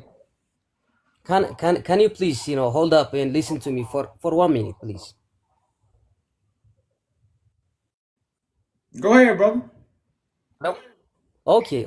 So what I'm saying is, we have seen this news. We have seen this joint cooperation declaration in the news. But this joint cooperation declaration was about health issues, health sectors. It doesn't talk about the dam.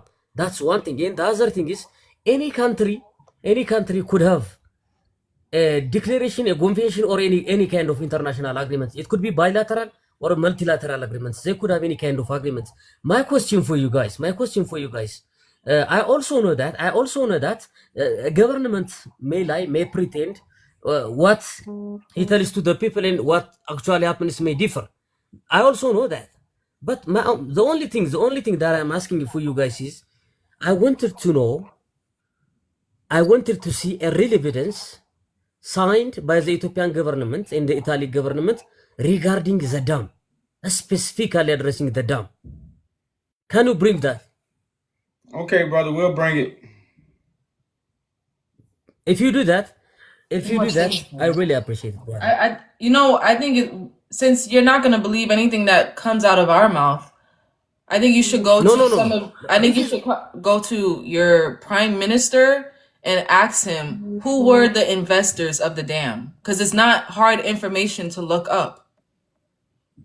Go to your governors in Ethiopia and ask who invested into the dam. Just that simple, brother. Nobody is running. We just gave you a whole declaration between Italy and Ethiopia. These are the same people y'all say that y'all are independent from. The same people y'all defeated. And I can't hear you. We gotta move on.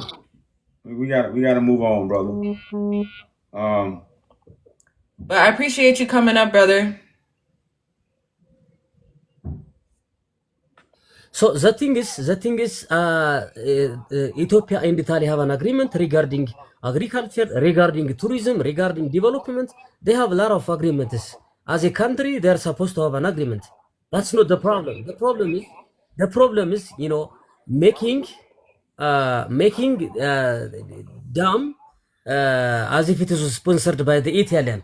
I mean, what the Ethiopian people know, what we actually know, is every individual, every soul has contributed for the dam, whether you believe or not. If you want to know how and why, I could talk to you in details. But you bring the issue. You say that the Italian government sponsored the dam.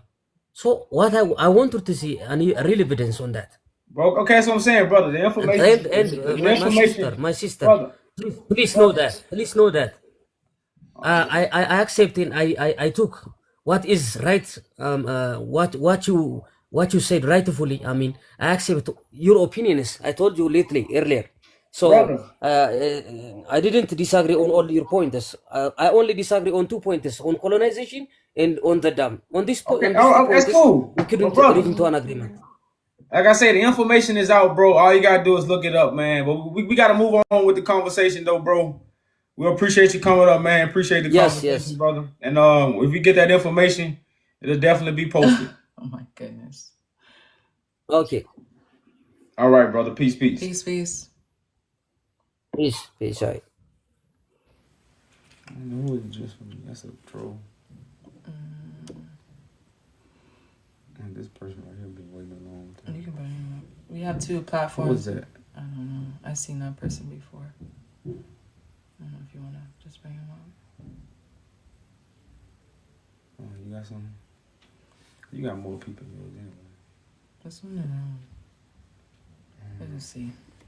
We're trying to get through the Greetings, guys. peace, peace. Peace. You can hear me? Not loud and clear, loud and clear. Okay. I recently relocated to, I would say, retire in Kenya. And it's funny that you guys are talking about Ethiopia because I'm a Jamaican and of course from the Rasta community. And we have given land, 500 acres was given to us by Haile Selassie. And when I went to Sashamani, and what I noticed there, I come to realize that the entire African continent is still colonized, 100%. Ethiopia is still colonized. If it wasn't colonized, it is colonized today based on what I'm seeing. And that's why I never relocated there. It's way more colonized than even Kenya. Kenya is colonized, but it was way more, that I was experienced there. And remember, we were given land there. And the fact that the land would have been free for me to reside there, retire there, I had to leave because I was like, no, this is not the Ethiopia, the beacon of Africa that I know about when growing up in Jamaica, right? And the highlights of what Ethiopia stand for, the future king and every single thing is to now see it. So I will tell you, my brother, I just found out that based on the Bible, it's like they recopy a whole different story.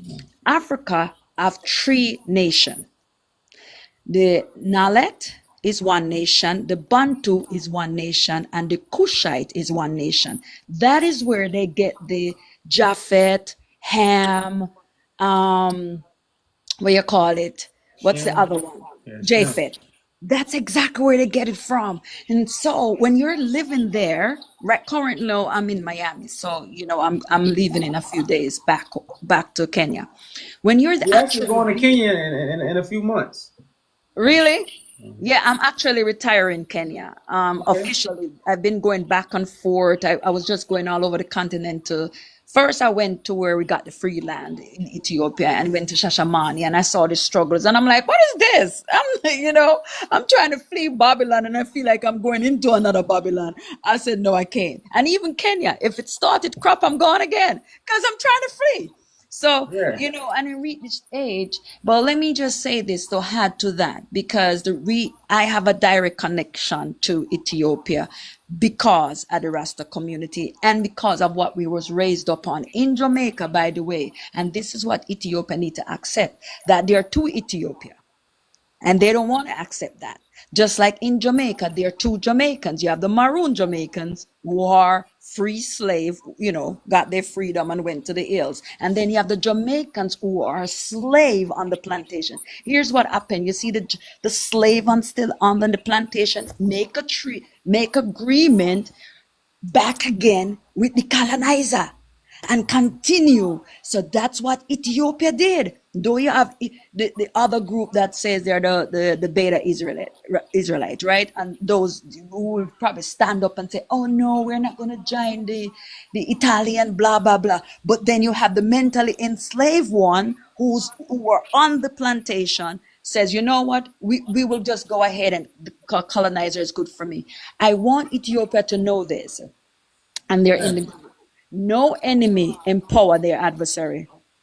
This is very important. And the fact that Italy is able to even sign any form of agreement, even to walk on the continent or on the land of Ethiopia, it's an insult for what our king. It shows another symbolism of what Exactly. It's an truly is insult. happening. It's like, hey, you know what I mean? These people were trying to colonize us. And the fact that they're here, listen, all the businesses, I hope you're listening. All the businesses are run by them. They have a whole entire city in Kenya, in the Lumo area. The entire city, Italians. And what they do, because Kenya is so close, it's like about an hour away, whatever. They're like, they just have their connection. That's so they hang out in, guess what? They hang out in Kenya and they run the business over there, right there in Ethiopia. Ethiopia is what they want, because they know that's where the king is, the throne of the king is going to be sitting on. Listen to me, I ain't stupid enough. Well, man, we just want you to know that's what we have. This is why we even have this behind us. Like, we don't have this just to poke at people about the truth. We have a whole movement behind this to restore the throne of David. That's Bible prophecy. That's what the whole world has gotten away from. And this is why we bring topics out like this, to till the mind so we can plant those seeds of what's really happening right now. Because when you deal with what they have done, they just took the story and changed the time. Yes, and now we can't connect ourselves to the vision. So we don't have no vision because time got everything thrown off. But if we truly knew what time it was, we'll connect ourselves to God's vision. And the whole Bible prophecy is to restore the throne in Ethiopia. That's the whole Bible prophecy. And it's on paper. Like right now, this is a whole news paper from Washington Times about Menelik being connected to the tribe of Judah. Yes, and the fact that they... So, this is stuff like that, man. It's just mind-blowing to when you got facts like this to really, I wanted to come on here to kind of give you the support of what you're doing and to let them know you're not talking crap. I literally witness it. So you're not making up a story. And to say that you gave me land, we do have land. We have 500 acres of land in Ethiopia. This is a fact. I hope Ethiopians are hearing this. In fact, it is written, it's documented, every single thing. We Jamaicans have land there.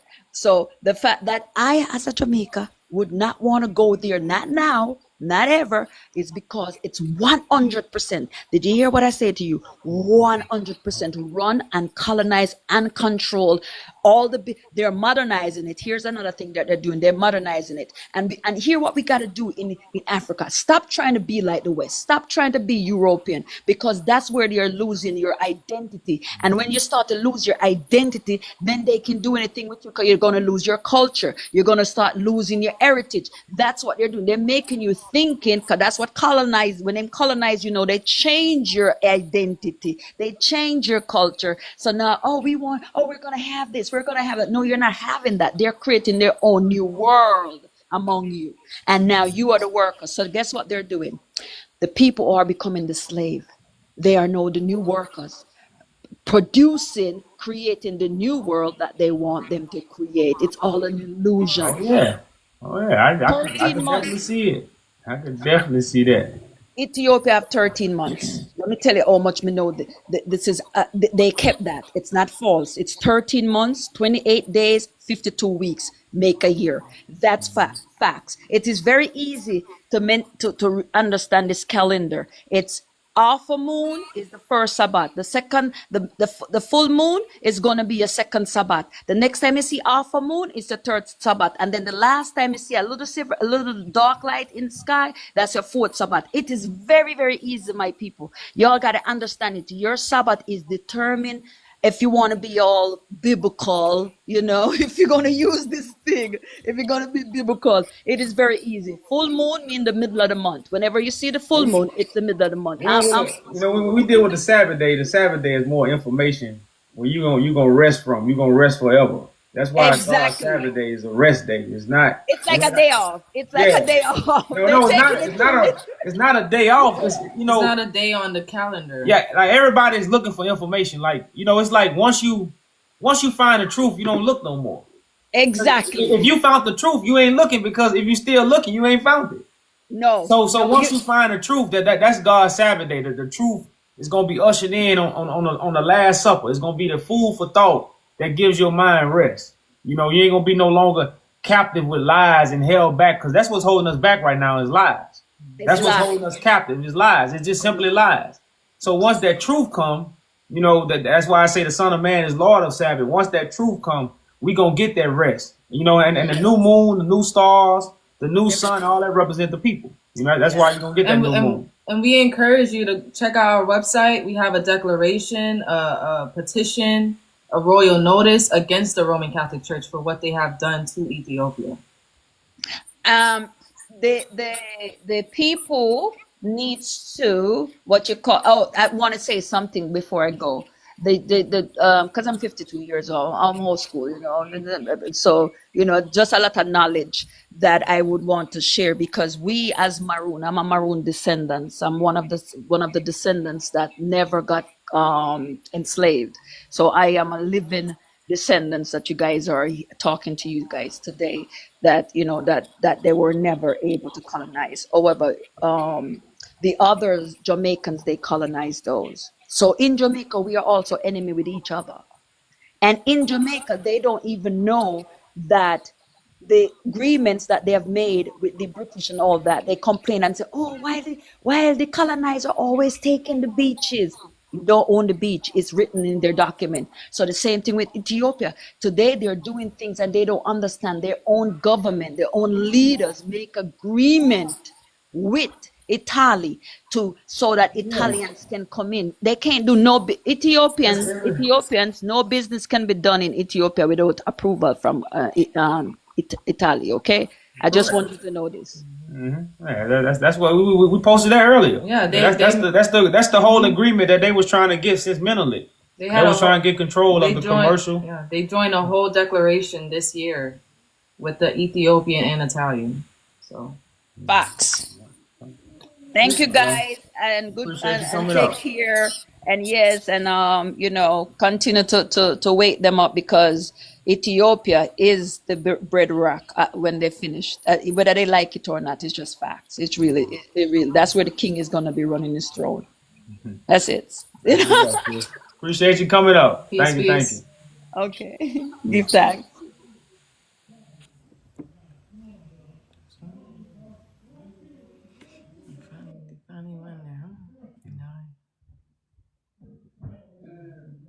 I'm trying to see if I can get them signing in on. They sometimes have photographers. Mm-hmm. Hi guys, how are you? I always said. Hello? This one. You guys hear me? Yeah, you're kind of low, but we can hear you.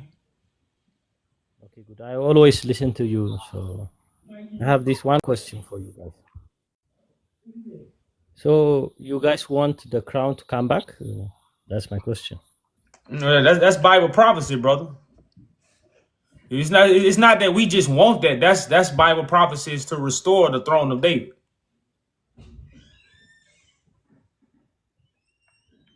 Because you got to understand, America is under the British crown.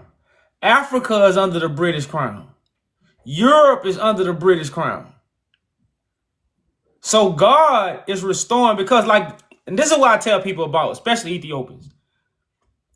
The Bible talks about the men who sat on King David's throne did evil in God's eyes. So we're not up here to throw glory to people. We up here to tell the truth and bring the restoration that's needed for black people and the world right now. The world is going to be healed when the throne of David get reestablished, because the throne of David is going to be reestablished by the power of God. Not by the power of religion, not by the power of government, not by the power of politics. So again, even though we speak these things as if, as these things are happening, It's just not us that want it. And I don't want people to get that idea as, oh, we woke up one day and came away with. No, this is Bible prophecy. I just want you to understand that.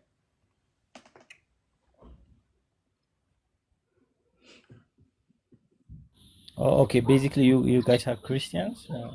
No, we're not Christians. We love God and we love the truth. God don't have a religion. You know, now Christian means follow Christ. But if I can't see Christ, I can't follow him.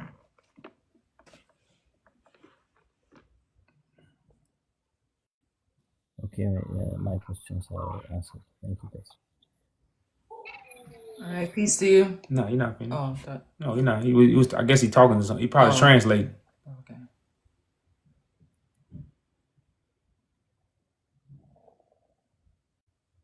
Yeah, if you're talking, brother, you on mute. If you're speaking, you're on mute. Yeah, I think my questions are answered. So thank you, guys. Okay, all right. Thank you, brother. Appreciate you coming up. Yeah, I want people to understand that very clearly. We are not up here because our emotions want the throne to be established. The throne of David being established in Ethiopia is Bible prophecy. You know, we're not up here off emotions.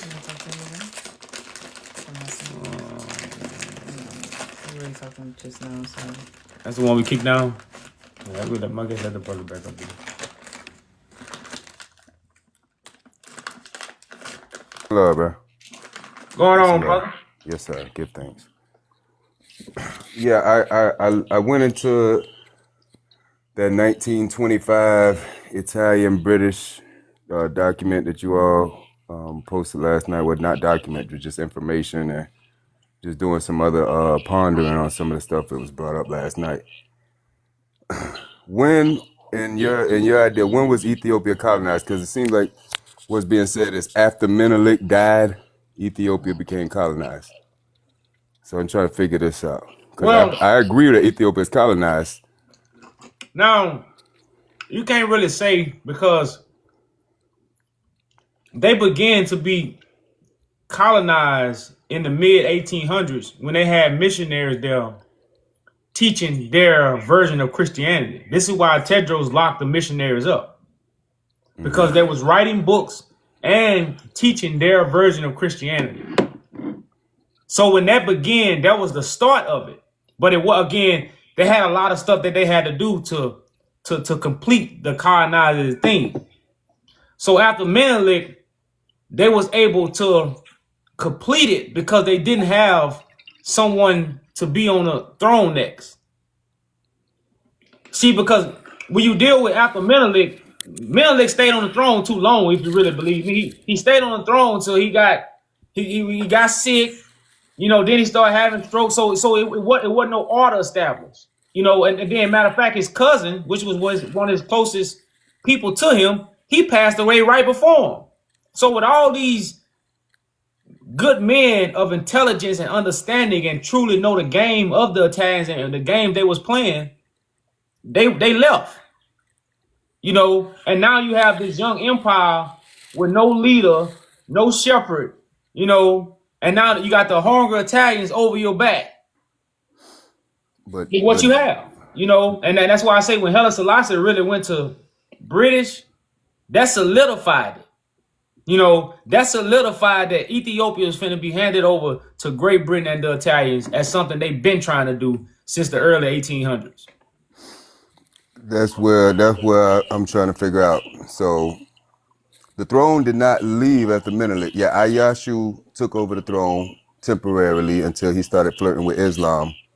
Then he was dethroned. This is when Zawitu took the throne, and His Majesty basically took government affairs as Rastafari. And then he took the throne in 1930. So the throne didn't disappear till 1974, 1975. Well, no, when I say the throne, Haile Selassie was a foreign affairs for the throne. Yeah, Zawitu was on the throne. Yeah, now Zawitu husband, I forgot why, but something that Haile Selassie did that he didn't really like. Yeah, they went into battle. They went into battle. They abolished slavery and other things. Yeah, so when they went into battle, That's when Haile Selassie got on the throne, because Haile Selassie got him unalive, and then a few days later, Zaytuli died. So Haile Selassie wasn't chosen or wasn't an heir. It was just the things that transpired that got him on the throne.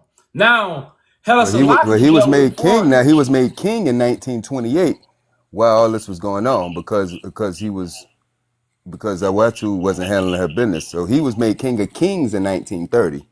So he was made king of kings after she passed. But he was already crowned king in 1928. Negus Tafari. But who crowned him queen? Ethiopia. This is all proven facts. He was crowned king in 1928. Okay, that's what I'm saying. That's why we talked about the thing in 1925. You had an agreement. The Italians was already in Ethiopia at that time. That agreement, I looked up that agreement. No, what I'm saying, that the agreement didn't go through, but that's just what they tell you. This is why Haile Selassie left the Italians there and went to Great Britain, who Italians made the agreement with. You cannot be a king and go to the intimate. If you look at the world was colonized, brother. The whole world. Where was he going to go that wasn't colonized when Ethiopia is the last place on earth that's not colonized? Brother, it don't matter. It's colonized before Haile Selassie. That's what I'm saying. Haile Selassie, brother. Haile Selassie was put in a position, because of things that transpired. It wasn't divine. I'm just telling the truth. I'm not dealing with emotions. I'm just here to speak the truth. That's what I'm here to do. So again, it wasn't by no divine right. Tedros got it by a divine right.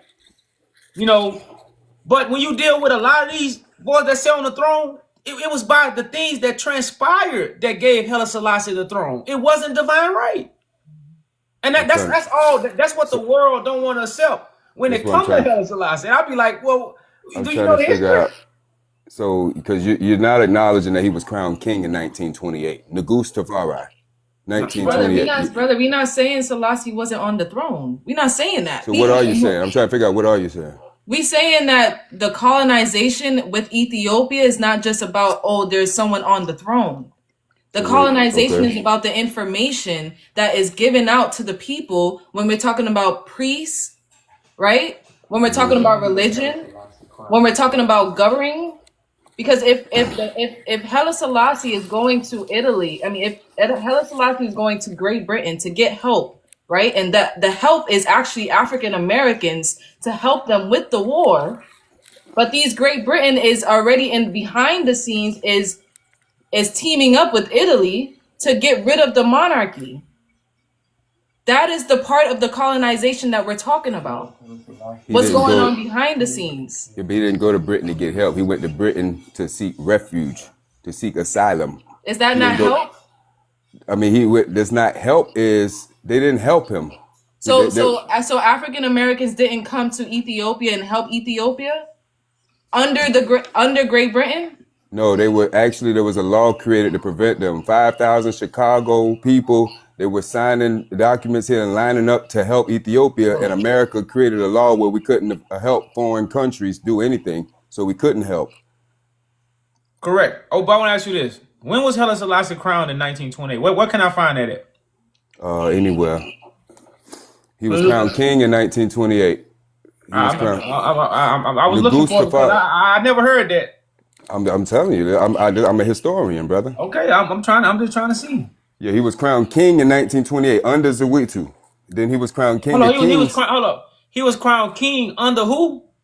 Zawitu. I don't know. So my point, he was crowned king because he was the one.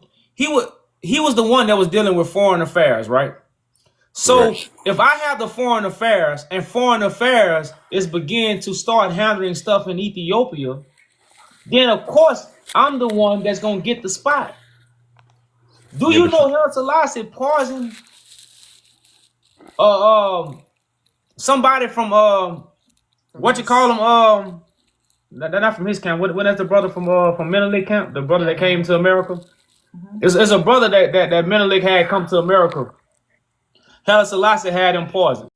Now, all I'm saying, like I say, I don't know the details because, like I say, I don't get into all the details. That ain't my job. We got to have all the details. But at the same time is Haile Selassie dealt with the foreign people. So he had foreign connections. And the thing about foreign connections, they wanted to bring influence to Ethiopia and they want to control the system. Do you not know Haile Selassie also gave the Solomonic gift to not Queen Victoria, what that was, Queen Elizabeth and her husband? He gave them the highest honor of the Solomonic dynasty. Haile Selassie did this. And it says that most African Americans weren't able to go, but doesn't mean that none of the African Americans were able to go. Yeah, they prevented the masses from going because we were signing up as the masses to go. But there were some African Americans. Yeah, the air commander. There was a couple that squeezed through, and there was plenty got knocked off. If you look up Nathaniel Huggins spoke at the League of Nations before His Majesty. Nathaniel Huggins got killed, and he got killed with $500 cash on him. The Pope signed this order because they did not want Black Americans being educated. He was educating them in Harlem in the 30s and the 20s. Well, yeah, that's we're not really, you know, it's not really about denying that fact. Denying the fact is showing people that Haile Selassie. When His Majesty got to Bath, England, the first thing he did was create the Ethiopian World Federation because he realized we in our deck, because I'm in the Ethiopian World Federation, all right, and it's we the Black peoples of the world, okay, to protect ourselves from annihilation. See, this is the first thing he did, and see, he didn't go to England to get help. He went to England to figure out how to prevent us from being annihilated, because he was the last. Ethiopia was the last place on earth that's why he said when they was coming, the Italians are trying to stop your best help left on their last effort on this earth. He said, I'm the king of all Negroes of the world.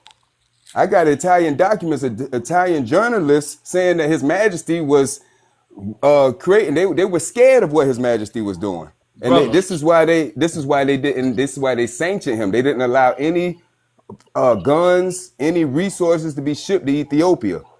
They sanctioned. They were trapped in Ethiopia, brother. Okay, that's my point. That's because and again, that's why we both agreed they're colonized. So the only way I see where we differ at, because I see a lot of people, you know, look at Haile Selassie as a Christ or a chosen being. I didn't say that out my mouth. Well, I'm just saying. That's why I say I know a lot of people do. I didn't say you. I say a lot of people, and all I'm saying is I know when I say these things, this is where we disagree at. I'm only speaking the facts. I haven't heard anything. A lot of Rastafarians have told me Haile Selassie got it by divine intervention. It was not by divine. Because just like you said, even when he was crowned, it was under Zatu. And he wasn't next up to be on the throne. You know, and like I say, the Crown Council, which is the elders, they didn't like, I can't say his name. Yashu. Yeah, Yashu. They didn't really like him because, like I said, he wanted to venture off and deal with Muslims, and he wanted to conversate. He really wanted to conversate with who he wanted to conversate with, according to what was said. Arabs, the one who conquered Africa already. The first colonization of Africa was done by Arabs, and Ayashu was dealing with Arabs. That's what he was. They said they didn't like that, you know. So whatever went on with that, but at the same time, it wasn't a divine play when it comes to Haile Selassie. I'm not understanding how it's not divine. What makes it not divine? Because you got Ras Casa, you got the bloodline was still existing, not just through His Majesty. The bloodline had existed through other sources. So I'm not understanding how. That's where I'm just like, it's not no facts being thrown out by you saying. Well, a lot of Rastafarians believe that Haile Selassie is Christ because of him being on the throne. But when we're talking about biblical prophecy, the one who's going to be on the throne is the one who restores the throne. The monarchy is not here today. So the one who's going to restore the throne is the one who's going to sit on the throne. So restore the throne of what? Ethiopia or Abyssinia? Well, Abyssinia is Ethiopia. No. There's two different frequencies with word sound power when we talk about Abyssinia. Abyssinia, Haile Selassie got on the throne and restored the throne of Ethiopia because it was Abyssinia when he took the throne. Right there in the article you got posted, it says Menelik of Abyssinia. Yeah, we only use these words to relate to people. These are not, you know, like they are just words. The ancient name Melchizedek had a son named Ethel. Ethel settled in the land of Ethiopia, and this became the Ethiopians. This is Melchizedek. This is way before Haile Selassie. This is way before anybody. So biblical prophecy is the Christ is after the order of Melchizedek.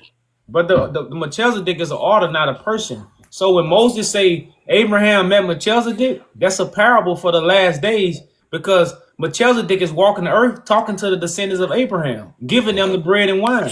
So Okay, I'm about to post the name of it. But Moses is giving a parable, not a Moses wasn't a history teacher. So the reason why Moses wrote Melchizedek met Abraham, because Melchizedek is going to be the anointed priest that comes in the order of God to give it to Abraham, who's what? Coming from out of captivity. Like, okay. So like I say, these things are true. We just have to get the true foundation of these things. So we are bringing these things up to show people the throne of David is going to be restored on behalf of the divine will of God. And it's going back to Ethiopia. And stuff like this, people got to know about, especially our African Americans. Mm-hmm. Because a lot of people don't even know about the slave trade that brought African Americans from East Africa to America. They hide these things. You know, these things are hidden in plain sight. But these are facts. You know, so that's why we bringing all this out. And we talk about the emperors because it's connected to what? The throne of David. Because the Bible say that the people who was on David's throne, they didn't do right in the sight of God. That's why it was destroyed. That's why it was towed down. And in the last days, the chosen one who God chooses is going to come and restore it. And that's what we talking about all this for. This is what all this about. You know, so I just want to know, do you agree with the throne of David? Because I know we talked a little bit last night. You had a lot of knowledge. You know, you understood a lot. Do you agree that Bible prophecy is about restoring the throne of David in Ethiopia? Or what you would call? I agree with that. That's what we agree with wholeheartedly. Okay. We agree with that. I'm not agreeing with His Majesty was not a divine. He wasn't crowned divinely, and I'm not agreeing with some of this other stuff being said. Like right now, like if you look up the Abyssinian Baptist Church of New York, right? This is because I'm teaching the information on my own, and we the black peoples of the world. We already uniting worldwide, internationally, to protect ourselves from annihilation and create unity, solidarity, and freedom for ourselves, because we need to be not under our colonizers' realm in order to exist. I shouldn't be dependent on them for my food sources. I shouldn't be dependent on them for anything, but we are. And that's why I say I agree with this point that's being made about Ethiopia being colonized and we being colonized in general. Ethiopia's been traveling the globe. The Abyssinian Baptist Church of New York was established in 1808. If you look that up, it'll tell you clearly Ethiopian immigrants with black natives, that was black freedmen, and people that was leaving. So, cause it's 1808. You gotta think we're not really moving free like that. But how do you got Ethiopian immigrants in 1808? That's what I'm trying to talk about. This not the slave trade now of East Africa. These Ethiopian immigrants that came here on their own. But brother, you know how many people came here and got shipwrecked and couldn't go back? You know how many people came here and told them they was gonna get a better life? So people been leaving Ethiopia to do their own thing because of the chiefs and what was going on. They make us think that we only left Ethiopia, or we only left East Africa by slavery, though. They don't teach us that we was traveling freely. Wait. They don't even tell people that Ethiopians came over slavery. They don't even talk about Ethiopian slavery. I mean, I could find history of the East African slave trade. No, we agree with it, brother. I'm just saying that's not something that everyone agrees with. They don't agree that the Ethiopians been part of the slave trade. Because right now, brother, if you say, where does African Americans come from? People gonna say West Africa. Exactly. Immediately. Yeah, but that's surface level. You know, I'm not one of them. You feel me? Well, I'm not saying you're talking about Ethiopians too. But yeah, like I know that we're not talking directly to you when we say these things, but this is more why we saying what we saying. This is how I got the Moors to understand what's going on, because a lot of them don't understand that. They say the Moors will say, "Oh, we not Ethiopian, but we Berbers." Okay, where was the Berbers? Berbers is north area of Ethiopia. Exactly. So how you not Ethiopians? Abyssinia. All Moors trace their lineage back to Abyssinia. But they don't want to acknowledge that. Because it's a plan. Man, that's why I say when I heard you last night, I'm like, damn. I mean, he told me you were part of the Ethiopian. I said, okay, now it makes a lot of sense because you don't run across brothers who have this kind of understanding when it comes to Ethiopia and what it means to us. But when you talk about our first revolutions, everybody was talking about Ethiopia. When you talk about Marcus Garvey, all these preachers, that's all it was. In the early 1900s, Ethiopia was our salvation. W.E. Du Bois, J.A. Rogers, you see what I'm saying? all of them. All them boys. And for us to be silent now about Ethiopia and the movement, even the Pan-Africans. People was killed. You know, people was killed behind this. What? The Nation of Islam. The Nation of Islam was created right after what? To take over. To create or to stop black men, black women looking to East Africa. Connecting themselves. Mm-hmm. You know, so yeah, man. You know, like I said, we got our disagreement. They're gonna come with time, but brother, if you understand the throne of David is being restored, like I say, we need to talk outside of here to see how we can connect for the greaterment of the people. Now, if we disagree on Haile Selassie, that's small talk. Because Haile Selassie ain't here. It's about what we gonna do. And we talked, and we've connected with some people with the Federation as well. So we've talked to some of those people.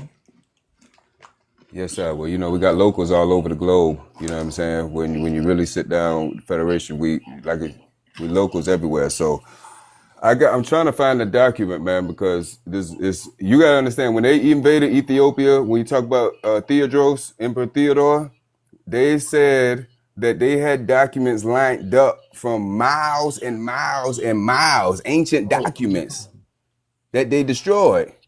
Oh yeah, man! You talking about 20,000 elephants? They said like all kind of horses. Yeah, remember the siege of Magdala?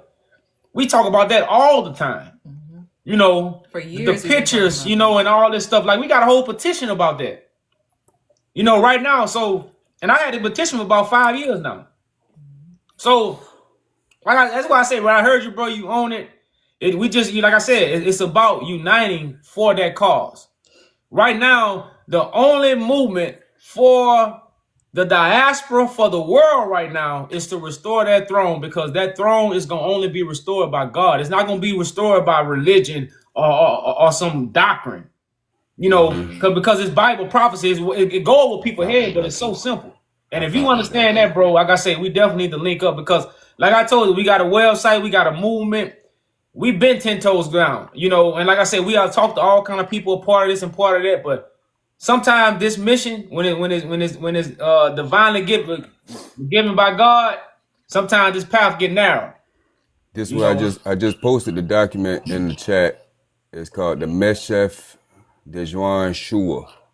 I'm reading this some of it right now. It's an ancient Ethiopian manuscript in Ge'ez discovered by Mary Rosamond Belay in the ruins of an Ethiopian church in Nubia. See, people don't, what's the Ethiopian church doing in Nubia? A part of the Ethiopian Empire. See, the Ethiopian Empire has always been an empire. See, we look at Ethiopia now just on the Horn of Africa. That's what I was talking about last night. That's why when the sister was talking about Bantu and all this, and I argue with Bantus all the time because they say, oh, Ethiopians ain't Bantu. Y'all not the original chosen people. Bantu used to be Ethiopia. Yeah. Mm-hmm. All right, but that's what it means. Yeah, it's another night. It's like we call each other NIGGA. We got the NEGUS. You got the NEGO. I mean RGO. You know, it's the same. It's just, and that's why I say so. But that's the spell, man. That's the it's spell just a word. Lower class. That's really what Bantu is. You know, and those are the people that have been put into the slave trade. Okay. And we're not trying to glorify the kings, because even Menelik sold some slaves. He probably didn't know what they were gonna be doing, you know, overseas. But I'm just saying, like, these are certain things that have been going on and most people don't know about it. Right. And we gotta understand, this goes back to the Hyksos. This goes back to the invasion. See, we gotta understand, you can look up King Herod. King Herod, the Hasmoneans, he killed his wife, he killed all of them. See, they was already marrying Ethiopian blood for the birthright and for the crown way back then. Herod did that. So when we understand this, it says right here, according to this ancient manuscript, both the Amara and the Aromo are descendants of one man or father, Melchizedek, king of Salem, high priest of God on earth. See, the king priest. So you got to track king priest. That's why I was talking about Prester John last night. You look up Prester John, king priest in the 1200s. They were searching for Ethiopia way back then. The search for Ethiopia has been on. That's why they were scared, and they conquered the whole Africa before they got to Ethiopia. Ethiopia is surrounded by British on the Sudan side, and they're surrounded by Italian on the Eritrea Somalia side. Mm-hmm. And you know, people forget about the India that was very in cahoots with Great Britain. That when Immaculate, it was India that invaded first because they looked just like, you know, the Ethiopians. You could barely tell them apart.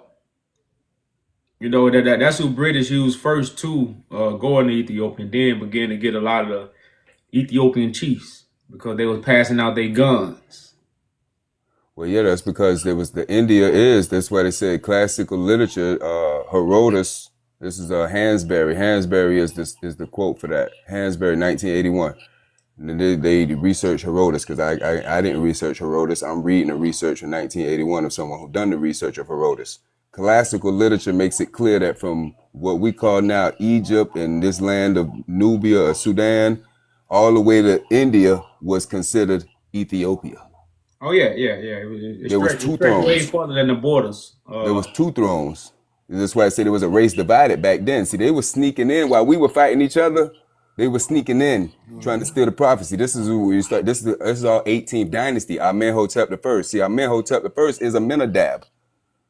So you read the Bible, you hear Amenadab, you're hearing Amenhotep I. That's why we got to study the King's List, the Ethiopian King's List, which will tell you in the King's List that Moses' real name was Akhmoses I.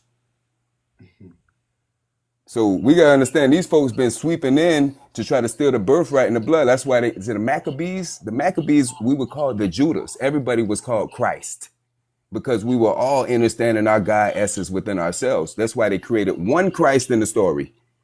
So now you think the thing about history tell us it's not more than one Christ. Like it wasn't two Meneliks, it wasn't two King of Kings. When Tedros got on the throne, it was the era of princes. So when you did a lot of writing, it's the era of princes because most of our ancestors was always lost. That's what the Bible is talking about. The ancestors never followed God. They never could understand the covenant. They never could adhere. They disobeyed God. Yeah, that's the whole prophecy. That's why our ancestors were so great, we wouldn't be in this condition.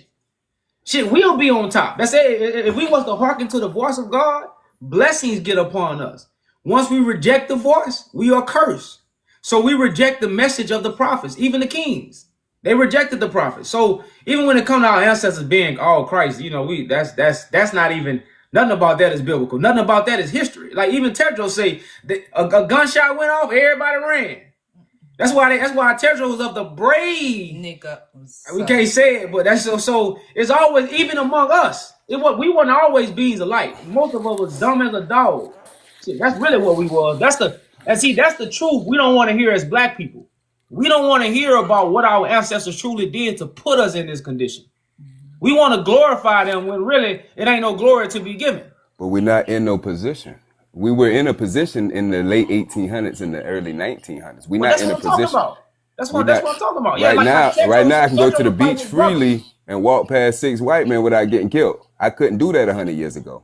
I'm not in no position. Right, only position I'm in right now is thinking I'm just la and not developing no freedom for myself. Yeah, we had a king 100 years ago, so we could walk past a white man and not get killed. That's the lie. Slavery. I'm talking about here in America because I'm in America. But even in America, you had people come to America. Yeah, you had Ethiopians could come to America. Thank you, baby. Well, I'm just speaking from the standpoint of our ancestors and what we really don't want to hear. We don't want to hear that we are the chosen generation. The book is written about us. It's not written about our ancestors. That's all I'm saying. The book is written about our greatness. It's not written about our ancestor greatness. You know, that's why the prophet Isaiah say, don't dwell on the past. God is doing a new thing. Look at it spring up. So something has sprung up. That's the whole thing. Somebody saying what? Somebody here is greater than Solomon. Somebody here. That means if Solomon gone, they got somebody here that would be greater because the person that's here has God. God is greater than the ancestors. God is greater than anybody in the book. God is a living God. So Correct. when the living God is present, that vessel is greater. So if we the generation of Emmanuel, God is going to be with us. You see what I'm saying? So we are the greater generation. And that's not to downplay our ancestors or none of that, but that's just to give us what we truly need which is fuel for the fire and know what time it is. And to know what not to do from our past. Like, but A lot of this happened because we're trustworthy people. A lot of this happened by sleeping with the enemy's woman that didn't portray themselves as enemies. A lot of this happened because they married. You gotta understand, when we talk about Bathsheba, when we talk about Sarah, Abraham's wife, this is all Ethiopian women. See, the rights to the throne has always been through an Ethiopian. And this is what they re-race. See, this when we talk about the Bible. Okay, I get it. The Bible itself this is something that's been played with already. So we have to be able to see the sciences in this Bible. We're not seeing that as a people. That's the reason why, it's like I'm feeling half of what's being said, but the other half of it is like it's not all the way being clicked. What I'm saying, I don't know what you're saying because you're saying things that we agree on. We agree that on that already. What don't you agree with? What don't you agree with? You saying the living God, right? You saying the true living. It's almost like it's like you're not acknowledging His Imperial Majesty and all the works He's done to put us in the position right now to have our own self-determination on this earth. And you're saying we're under some curse. We're not under no curse. My self-determination don't come from Haile Selassie. What self-determination? Like, what self-determination does Ethiopia have from Haile Selassie? The Derg had 15 years. First of all, when the Derg took over, they were killing the priests and changing the order of the church. So when we talk about the church in Ethiopia ain't pure, the Derg has a lot to do with that, for one. And post Haile Selassie has been most, if not all, of the colonization of Africa. Because if you go look up the 1963 Constitution of the Organization of Africa, before it was the African Unity, the whole purpose is to decolonize Africa and to get all these African leaders that had no respect in the world. So is Africa decolonized today? This is post His Majesty, though. That's why I say y'all skipping the works of His Majesty. Time? Brother, but you're talking about you're talking about Menelik and then the present time. No. You're talking about Menelik. Let's just keep it real. Menelik defeated the Italians, right? Not just Menelik. And Wallow, he had Wallow with him, so he had a lot of Muslims. So I get it. But Haile Selassie didn't defeat the Italians. Who did? Haile Selassie did not defeat the Italians. The Ethiopians were fighting for 5 years for Haile Selassie, for their king to return. Brother, the Italians, the guerrilla warriors. Great Britain came back and even took over Ethiopia for multiple years after the Italians left. These are the same people, brother. Come on, you can't see the scheme. So the Italians left in 1941. The British didn't. But the British stayed. The British army stayed and controlled the areas for multiple years after Italians. So it's not lining up. I need that posted. You need to post it? Okay, let's look it up. I need to see because I have to. It's way down. Because I could prove right now that's why they say once fascist Italy and Nazi Germany. This is when the World War II. That's why His Majesty said you struck a match in Ethiopia and it's gonna burn in Europe. Once they became common enemies, that's when the first thing they did. They said when they bombed London, the first thing they did was go put His Majesty and get His Majesty back to Ethiopia because they recognized that the biblical prophecy was coming true and that the whole world was about to be annihilated. And they got His Majesty back to the throne. That was their first war tactic, the British. Can you screenshot that? We finna put it up there for you, brother. We finna put it up there for you. And when we're giving it to you, also, I think you should also research how the Haile Selassie gave the Salic-minded gift to the British Empire. It's not gift, it's order. And he gave the order to different people. It's the order. He gave Okay. he gave Prince Charles the highest command of the dynasty. Brother, it's not about a competition on who got the information, who don't got the information. It's Why about y'all what be the getting so truth is about frustrated though, man? Ethiopia. I want to put this on how the British stayed in Ethiopia after Italians left. The Italians stayed there for damn near 8 years, and the British came in and probably stayed for another probably 20 years. And they the ones that set up the administration. This was their whole goal. This is what the Italians and Great Britain came together to bring influence in Ethiopia and control economics and commercial control shit, everything. Shit. They would control everything. But hold on, I'm about to bring up the article. I mean the information, brother.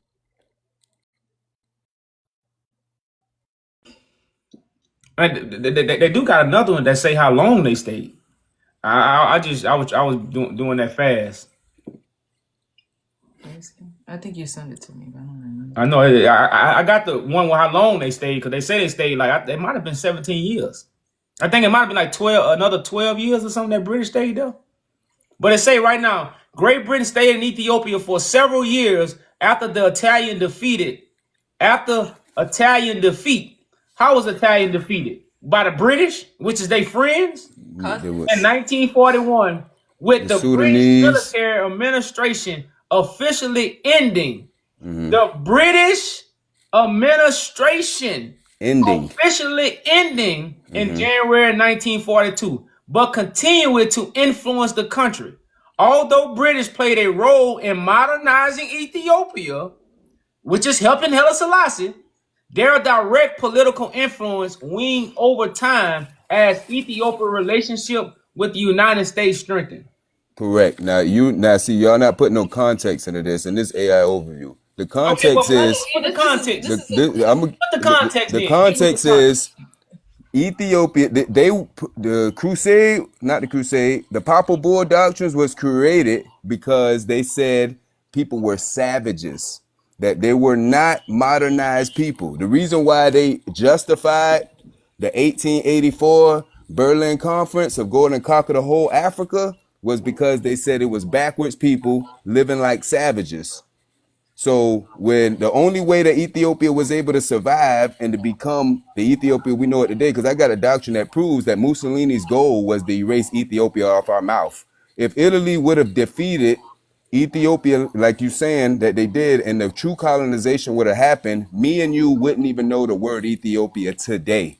Brother, Ethiopia is not an original term. Yes, it is. This is an ancient Melchizedek term from Melchizedek's descendants. And this is an ancient Ethiopian document that proves that. And you are representing Ethiopia, so you should trust the Ethiopian document. I posted it already, the name of it. The Meshua Dewan Shua, or whatever it is. I posted it a minute ago. So and it's not an AI overview. What is your point of saying that? Are you saying that Ethiopia isn't colonized by the British? I'm not saying that. So what is your point of bringing it up? His Majesty had to modernize Ethiopia in order for them to be for us to know what Ethiopia is today. But brother, Tedros was trying to modernize Ethiopia. Trying and doing it is two different things. There was still slavery when His Majesty was Rastafari. Trying it and doing it is two different things, sister. Brother, this is not an argument. Menelik was trying to all of the kings was trying to modernize Ethiopia. Who successfully did it though? That's what y'all not giving credit where credit's due. Brother, he had airplanes. He did a lot of things. We're not trying to take away certain things that he did. Okay, yeah, he did some. It sounds like it. It sounds like it though. But brother, he also did some bad things, just like Menelik. I'm not denying that. So what is the point of idolizing some of the things? I'm not idolizing anyone. I'm speaking of historical facts. I haven't once idolized His Majesty at all. I'm giving him the credit where credit is due. So us talking about the bad things that Haile Selassie did, I haven't heard one bad thing he's done, except you saying the British stayed for a little while. That's the only one bad thing I'm hearing. Him giving away the solid-minded gift to another nation, that's something good to tell me, what does that mean to you? What does that mean? He gave away the Solomonic gift. What does that mean? What do you mean? After he gave it away, what happened to the monarchy? Nothing. Where is the monarchy after Haile Selassie?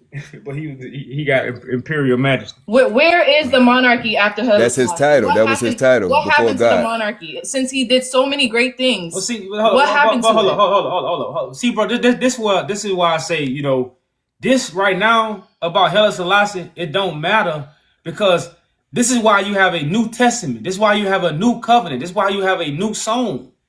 You don't even supposed to worship nobody in the past. That's like if Joshua would have sold up. They steady hollering Moses. Shit, Joshua here now. Moses is gone. This is what you not understand. This is what y'all felt to No, that's what I'm understand. saying. This is what nobody's really understanding. Why are we talking about people who are not here? You Me had and you are Menelik- here right now. You had What me Menelik and you gonna posted, do? and I keep What- hearing hold on. Menelik's name though. Hold up. What men? Because we are defending people in the ground. I'm trying to defend my people who living on earth right now, who the government can come touch. So I'm gonna ask you, what man you can do right now that's gonna help the throne get established? Join the Ethiopian World Federation and start establishing yourself and start creating. Because right now you go to the So ask you UNIA. this. There's only one government. There's only one corporation. Because the CIA, everything's a corporation. Britain, all these are corporations. There's only one corporation, and that's the Ethiopian World Federation, that has a divine right of the throne that you're talking about. That's the reason why. Brother, the divine right come from God. Because His Imperial Majesty established and chartered. Let's get clarity.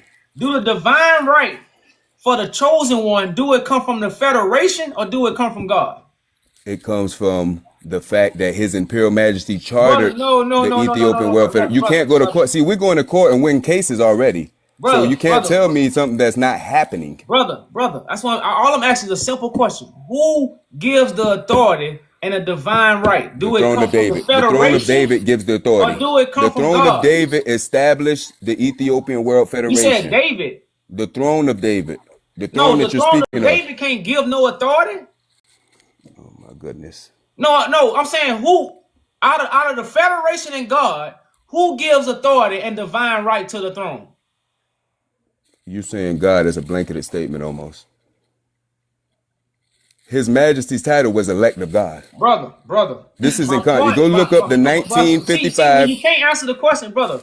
Because you're not asking, you're saying who gives divine authority. This is why the throne. You're talking about a living God, and then you're talking about a spiritual God. Brother, this is why the throne is not established. It's too many chiefs and not enough Indians. Everyone can't sit on the throne. Everybody can't have authority. The federation does not have authority over the throne. They do not have the divine right to give it to the one who's going to sit on the throne. And I only use God as a term because people know what it's really talking about. It's talking about the something that's above us. So if we want to play the word game, I'm way past that. You see what I'm saying? So we can put whatever alphabet you want on it. God didn't make alphabets. We did. You see what I'm saying? The We colonizers made did. The alphabets colonizers to made communicate with alphabet. one another. So I'm talking about we communicated unseen, within our the mind, most and our powerful. ancient Ethiopian culture that we teach is we communicate with our mind. They gave us this what you call word so we can communicate. We've been communicating before that.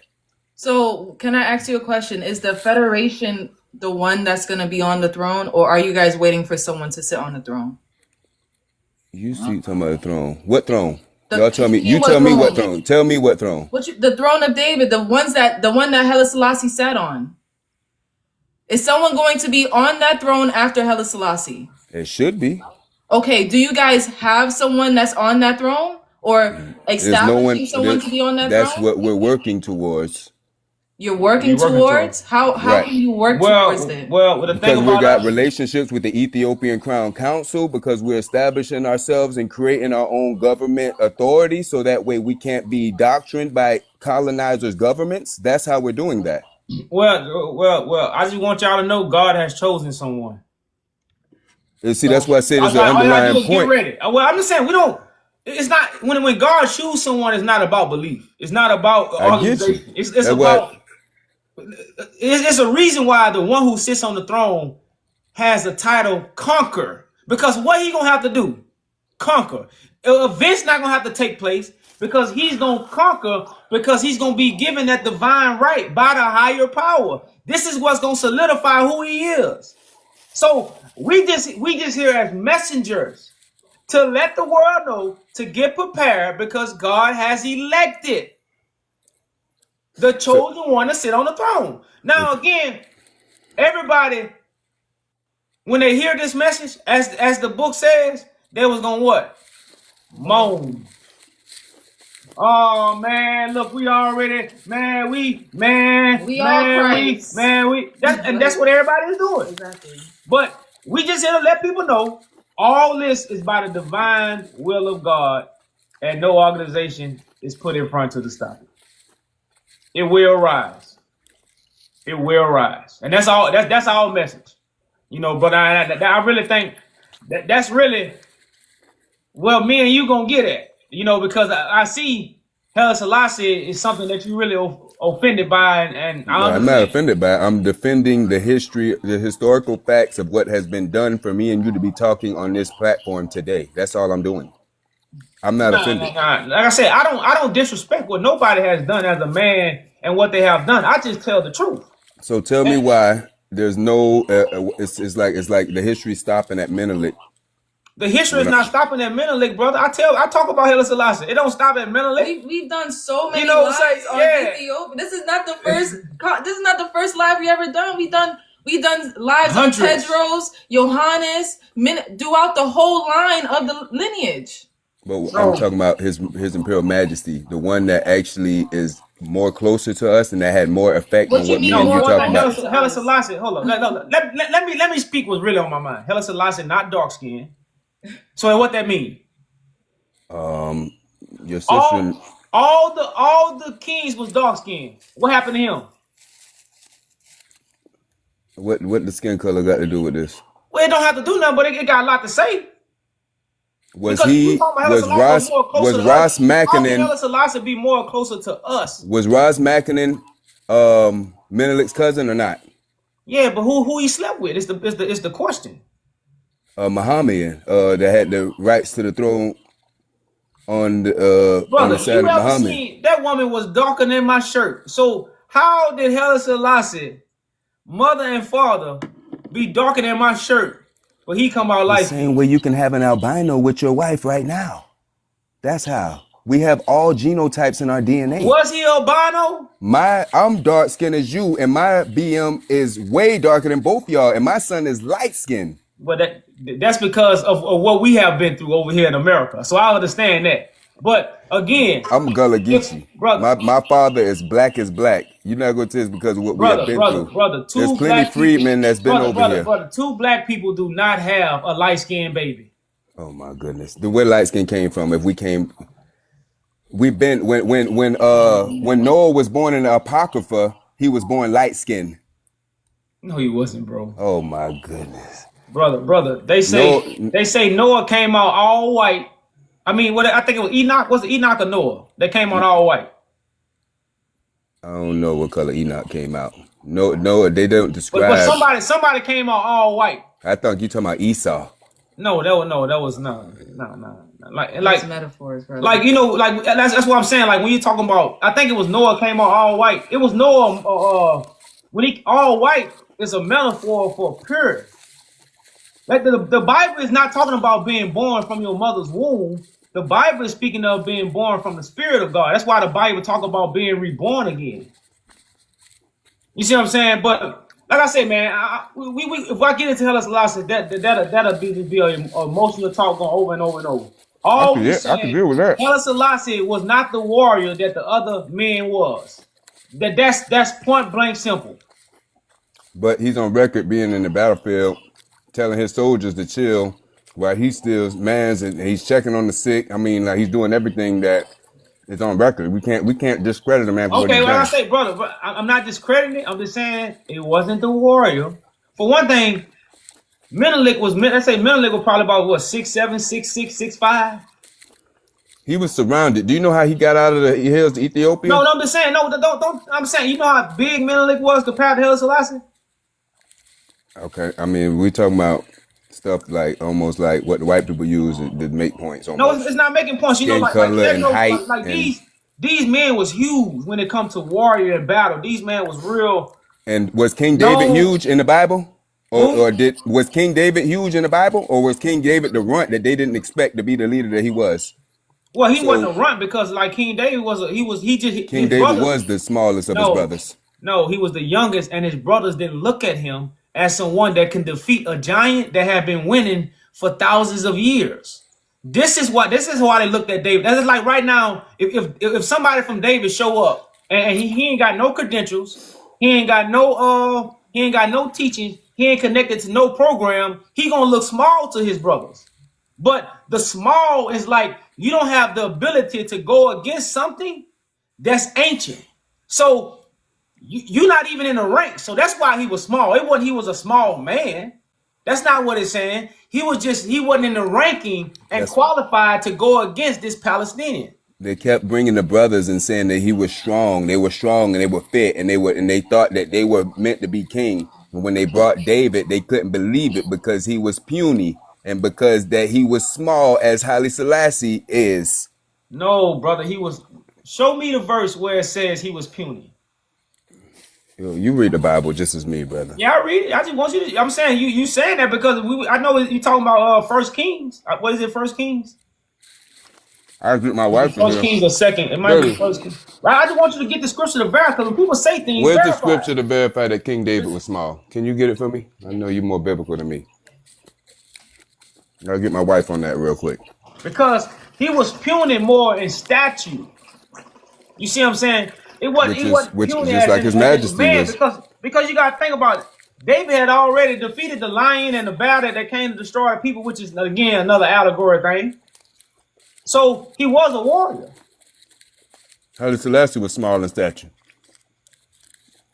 No, Haile Selassie wasn't small in stature. Haile Selassie was already on the courts. He was already of the providence. Yeah, like him being, you know, he was one thing they said I think he was like the youngest, his older brother. He was like the younger brother. He was the runt. He was small, man. We're gonna just face the facts because we're using the Bible. Okay, brother. Well, he was a runt. So King David was a runt. Okay. Yes, he was. He wasn't big like Menelik. Okay. So are you comparing David to Haile Selassie? All I'm saying is, I'm saying that you using Haile Selassie's size to discredit him. I'm not discrediting him with his size. I'm just saying why he wasn't a warrior like the rest. If you small, that's like. But David was the greatest. But David was the greatest warrior of all time, and he was small. Who? King David. Okay. The throne in which we're talking about. But they got a lot of short, bad men, bro. I'm not saying. And His Imperial Majesty was one of them. They got people like Bruce Lee. Bruce Lee small. You see what I'm saying? He can do a lot.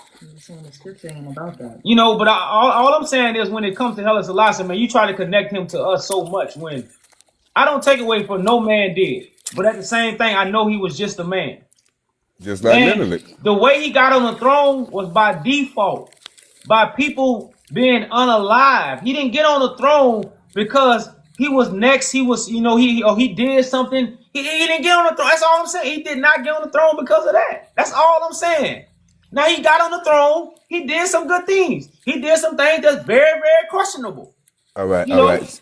That's all I'm saying at the end of the day. This I want to make sense out of this. So let's say somebody is on the way to kill me, and they die somehow, right? And then I survive.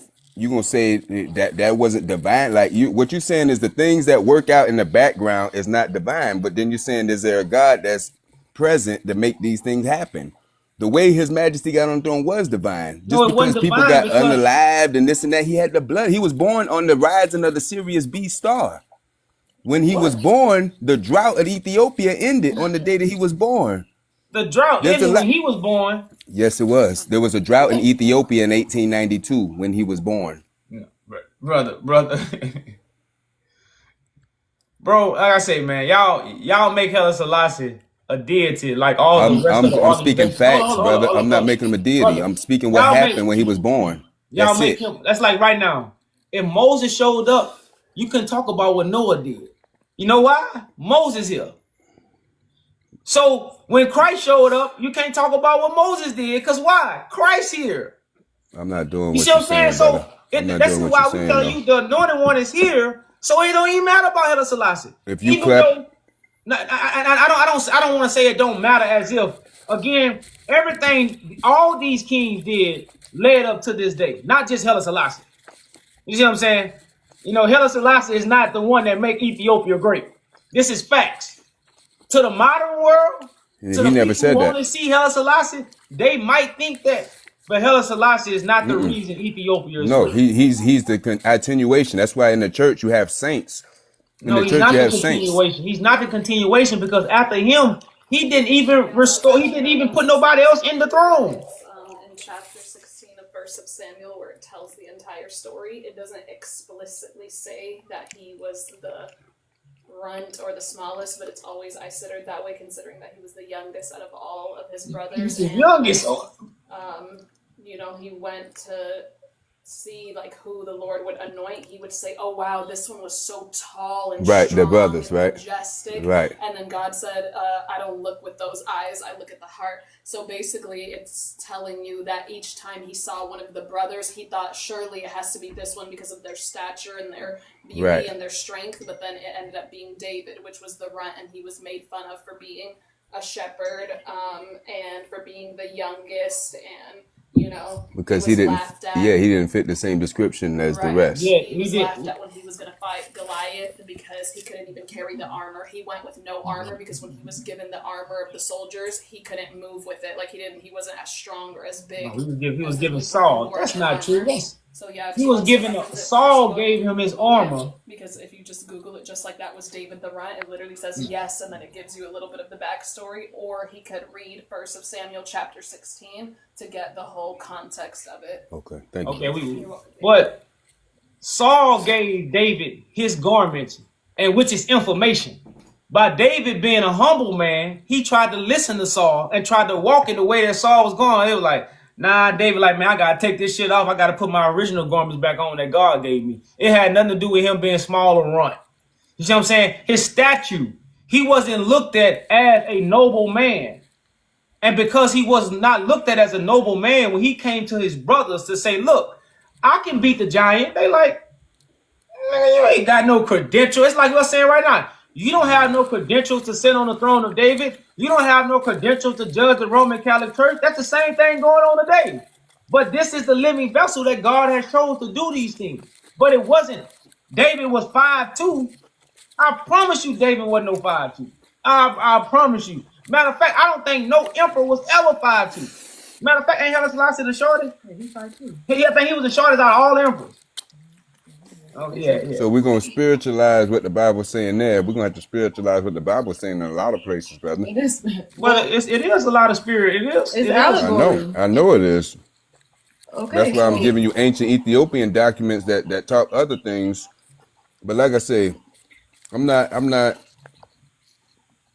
guessing, right, what's being said is there's a living God now. Like I said, I don't know what we disagreeing on. And I really don't know what's being got at or why it's like His Majesty is not being accredited for the things that he's done to provide us a platform today. Or why does that like bother some? Well, I'm not saying that. I'm not saying that. We talk about things that Haile Selassie have done. You know, so we don't, again, that's why I say, man, I think you more looking for the wrong, or looking at like I say, we done did many videos on Ethiopia, hundreds. So this is not our first, and the whole thing of us is doing this is not to downplay Haile Selassie. It's not downplay nobody. It's to bring awareness to what's going to take place on behalf of God prophecy that's going to actually profit us. You see what I'm saying? So that's what we are really talking this for. People narrow this down when they hear trigger words about what they want to uplift. We're not up here to lift nobody in the ground. We up here to uplift the living God that's among us right now. That's what we represent. We don't represent no king of the past. No king. You know, even though we might have him in the background, we represent the living God. You know, that gave all these kings power. So that's what we represent. That's why we don't care about, you can talk about any king in the world. It's not gonna hurt our feelings. You see what I'm saying? It ain't tied to us in no way, shape, or form. Now we'll have a conversation so iron can sharpen iron, or to establish the truth. among stuff being said. So I'm not really poking at Haile Selassie. I'm just, like I said, I'm just, you call it like, when you deal with, hide from the like when you deal with Tedros story is totally different from Haile Selassie. It seemed like you was poking on talking about his skin color, his size. Well, no, I just, and the fact that he went to Britain, he went to the bring, British, and you know, and this is that. Seems like you took a couple jabs at His Imperial Majesty. Well, no, that's the facts. This is the facts. Why is the last king the lightest of all the kings? Because I guess I can't use the Bible anymore because you're spiritualizing So the you can fact use that whatever you want. Answer the question. you're spiritualizing the fact that Saul's armor was information now. So the fact that he couldn't wear the armor, he couldn't handle the information. So I can't use King David as an example anymore because now you're saying that that's a spiritual term in the Bible. Well, brother, and that he wasn't small. You, brother, just ask yourself this: if all the kings was dark skin, you can answer whatever you want, bro. You just give me an answer. You know, why was Haile Selassie light skin? I'm telling you why. If you ever seen His Imperial Majesty's hands, because they said that in the Bible, still you see his hands and his feet. If you ever seen his hands and his feet, because my wife is light skinned in the face too, and her hands and her feet are my color. So okay, bro. Okay. Hey, bro. Like I say, we can leave it at there, bro. We can leave it at there. Like I said, I respect some stuff Haile Selassie did, and I'm gonna stand on that. I don't respect everything he did, but I give respect where respect is due. Did you know Menelik said he was white? I'm not here to step on Haile Selassie and make him look bad, to twist. I'm here for the living God and the restoration of the generation that's living right now. That's what I'm here for at the end of the day. Like I said, we have our difference with Haile Selassie. That's just what it's gonna be, bro. Until you know, but we got bigger fish to fry when it comes to what's really at hand and what we really need to be doing right now. We got differences with Menelik as well. Like I said, Menelik did some decent stuff, but Menelik, a wife almost killed him, and Menelik claimed to be white. Menelik didn't have nothing to do with black folks, and he's on record acting like a snobby white man.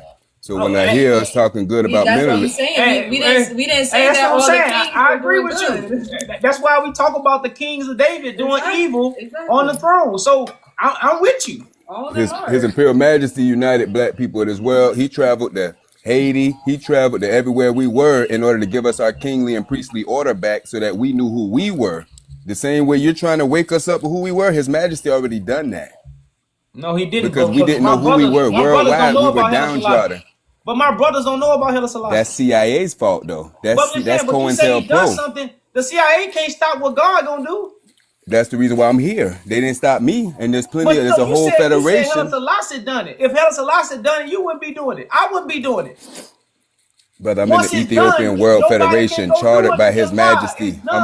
If something was done, brother, we could not be doing it right now. There was an organization chartered by a king that sat on the throne of David right before World War II that says we the black peoples of the world, in order to prevent ourselves from annihilation, which Ethiopia was the last place on earth that had a standing point of sovereignty of indigenous rights left. Brother, the thing about... So I'm not saying anything spiritual or anything that's not living, because the Constitution, right now, if you look up the Papal Bull of 1493, you will understand that we're still under that doctrine. So I'm not saying, it's an old doctrine or anything else. I'm saying that there's an active company, which the rest of the world is ran by companies, that has the throne of David seal on it, that gives us rights and reign to go put ourselves in official government capacities.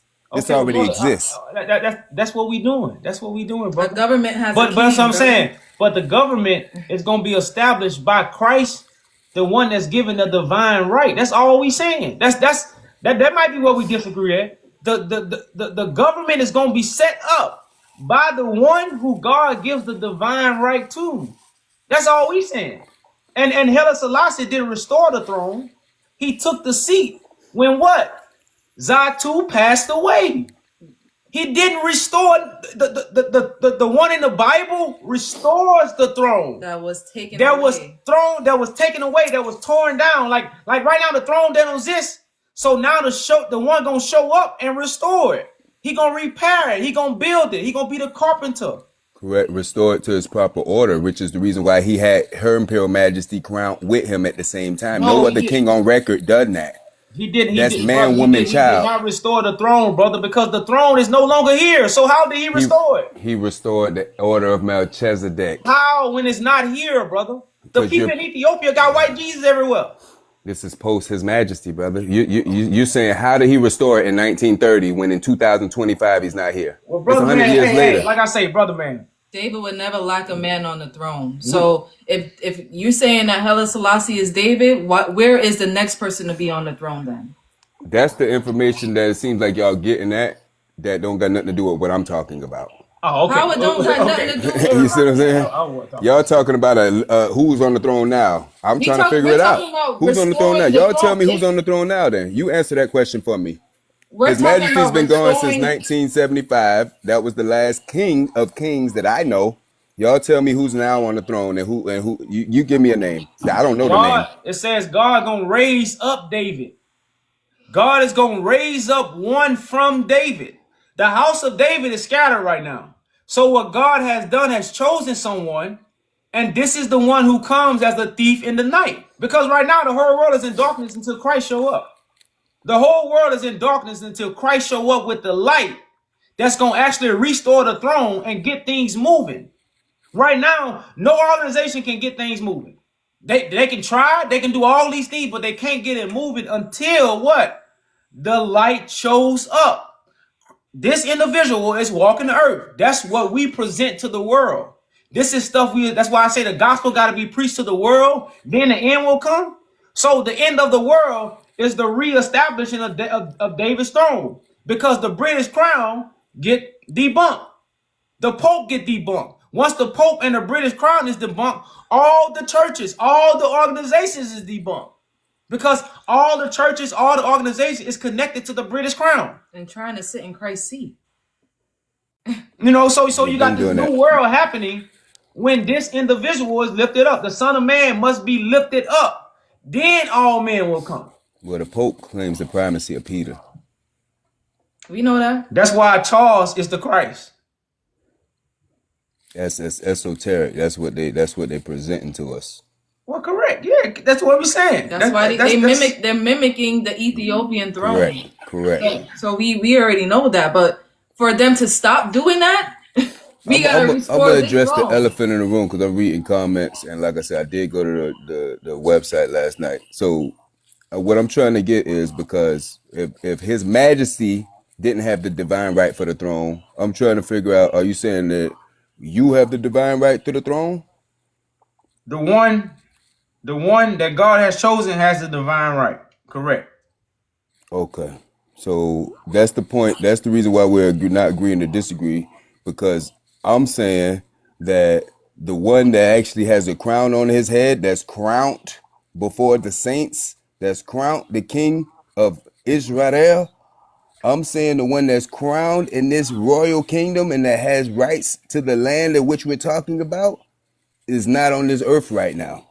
And then it sounds like you're saying something. That's why I say I get it, and that's where we agree to disagree, and that's fine. So you're saying it's Haile Selassie, right? No, I'm saying that. I'm saying not here yet. I guess is what. Well, I don't know. Yeah, there's nobody on the throne. Haile Selassie is not here right now. But what I'm saying is he put doctrines and wrote a constitution and wrote us a charter and did many things while he was here to give us a hand in the fight, so that way we can work and not be in the situation we was in the late 1800s and the early 1900s. That's why I asked you, who gonna choose it? Is it God or is it gonna be an organization? I can say God told me this, and you can say God told you that. No. I'm saying everybody can say that. No, you're running from the question. Who gonna choose the one to sit on the throne? The Most High. Okay, the Most High. So so the Most High could have chosen. The Most High not gonna pick up the phone and be like, "Hey, no tap. I chose him." It ain't gonna go like that. That's why he comes as a thief in the night. So while you in darkness, you need to be looking for the light. But a lot of people in darkness saying they have the light, but waiting on the light. This is what the whole world is saying. You can't say you waiting for the light to come and you have the light. We are the light. There we go. Okay. That's what the Pope's saying. All right, bro. Yeah, we are the light. Hey, brother, man, I appreciate you coming up, bro. Yes, love. You know, good The talking people to are you, the man. people You know, are the like I light, said, you man. definitely got a lot of good points, bro. But like I say, man, just come to the light, bro. Come to the light. Choice is yours. Everybody got free will. I'm in the light. I'm in the light. All right, my We're brother. self-saviors. Peace. Peace, Yes, brother. Peace and love. And see, that's the problem. How you gonna see the light if you're already in the light? That's why a lot of people don't respect the sun, because of all the artificial light. A lot of people wouldn't come outside if they didn't have artificial light. You ever go in the country where ain't no lights? You'll be like, man, take me in the house. Put some artificial lights out. Nigga out there, man, yeah, we out here, we thugging. Turn them lights off. You heard that? You heard that?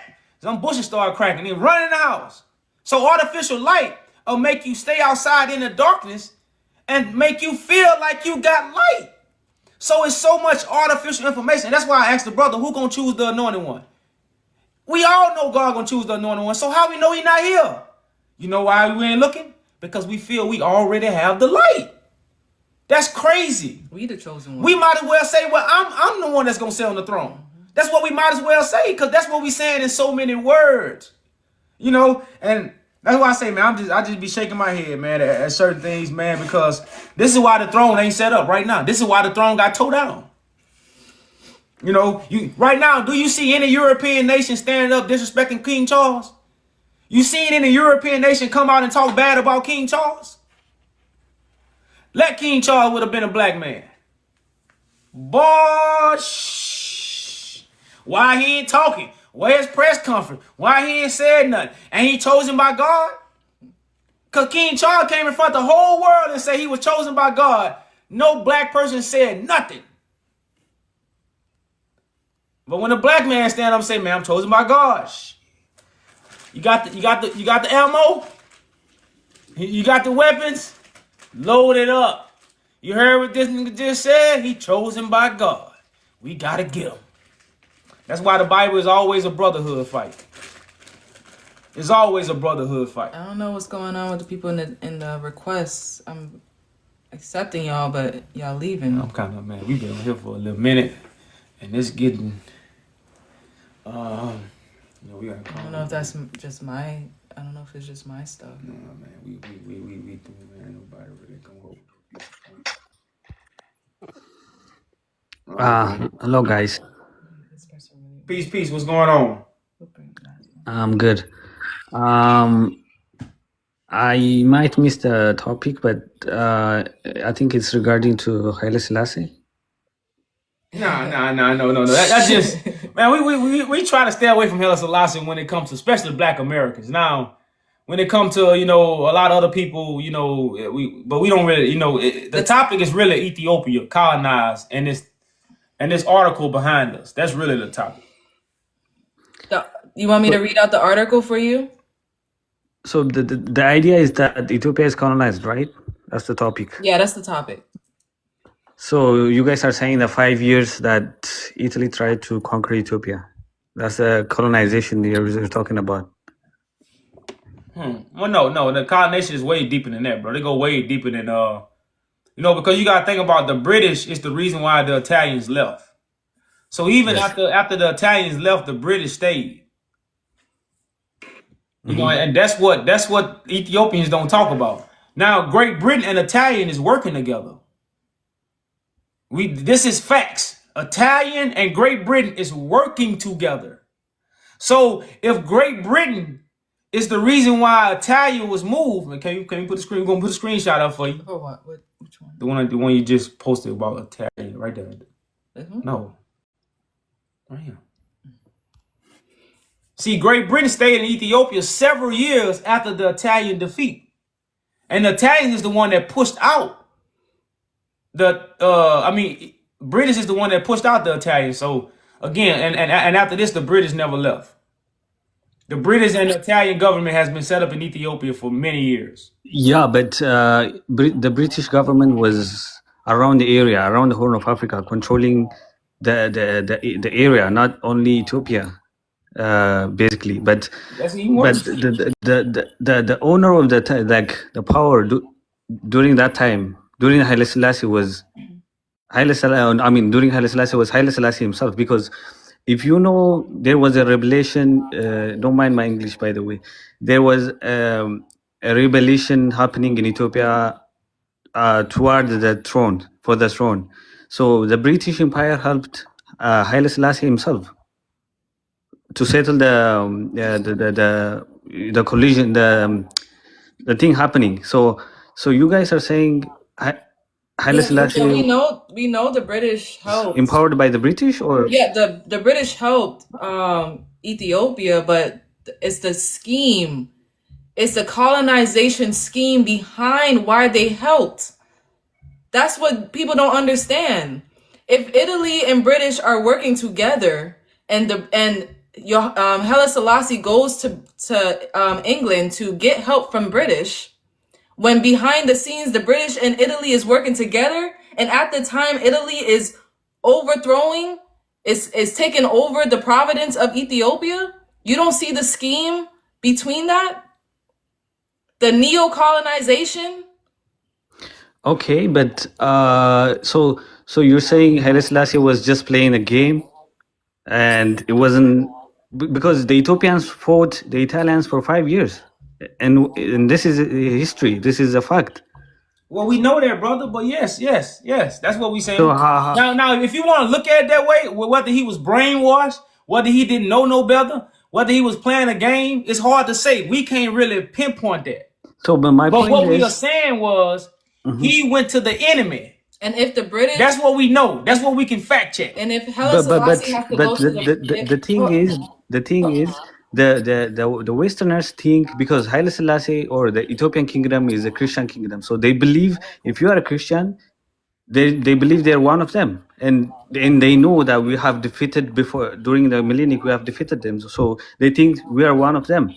So that might be a reason for us to distinguish. If the British had to go and help Ethiopia, right, and they're in cahoots with Italy, that just shows that they have had a plan to invade Ethiopia for a purpose, and that purpose was to get rid of the monarchy.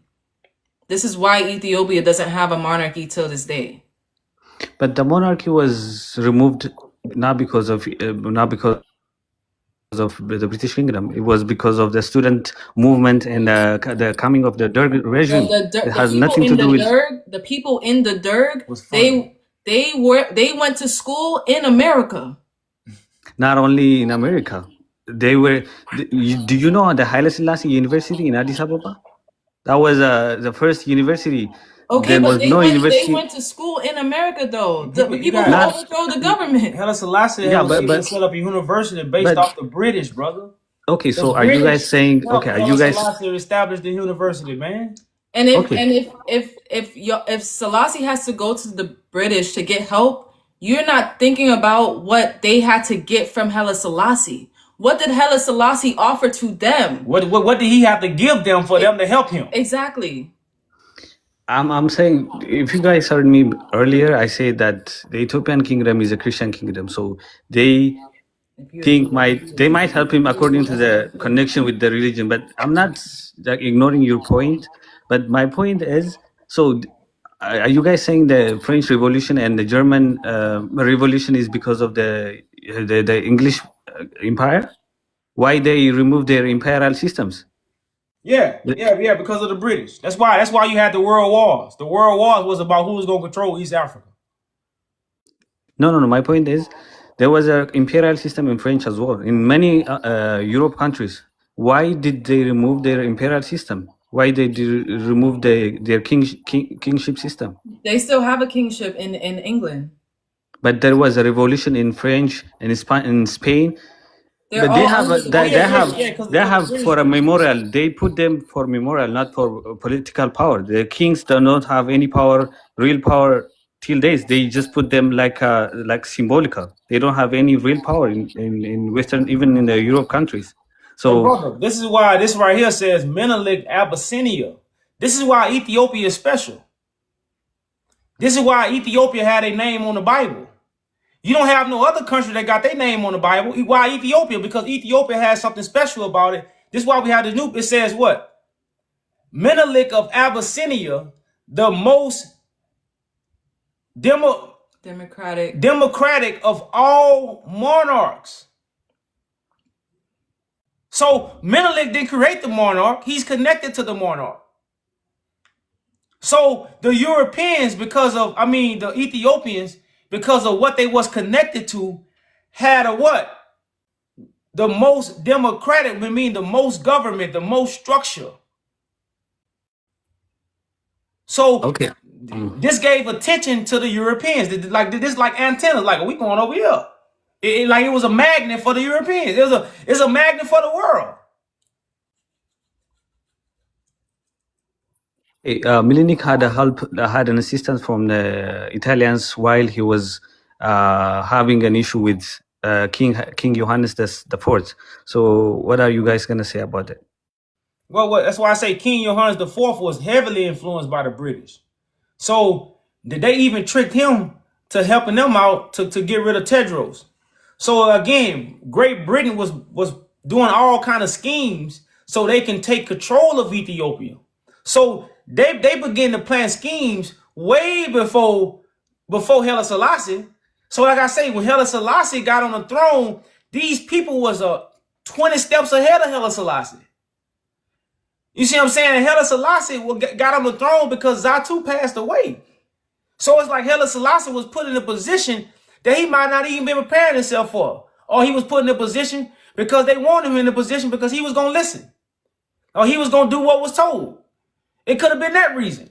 But my point is, Ethiopia had a foreign relation since Theodros, since before that too. So are you guys are taking the foreign relationship as a way of controlling them? They have a bilateral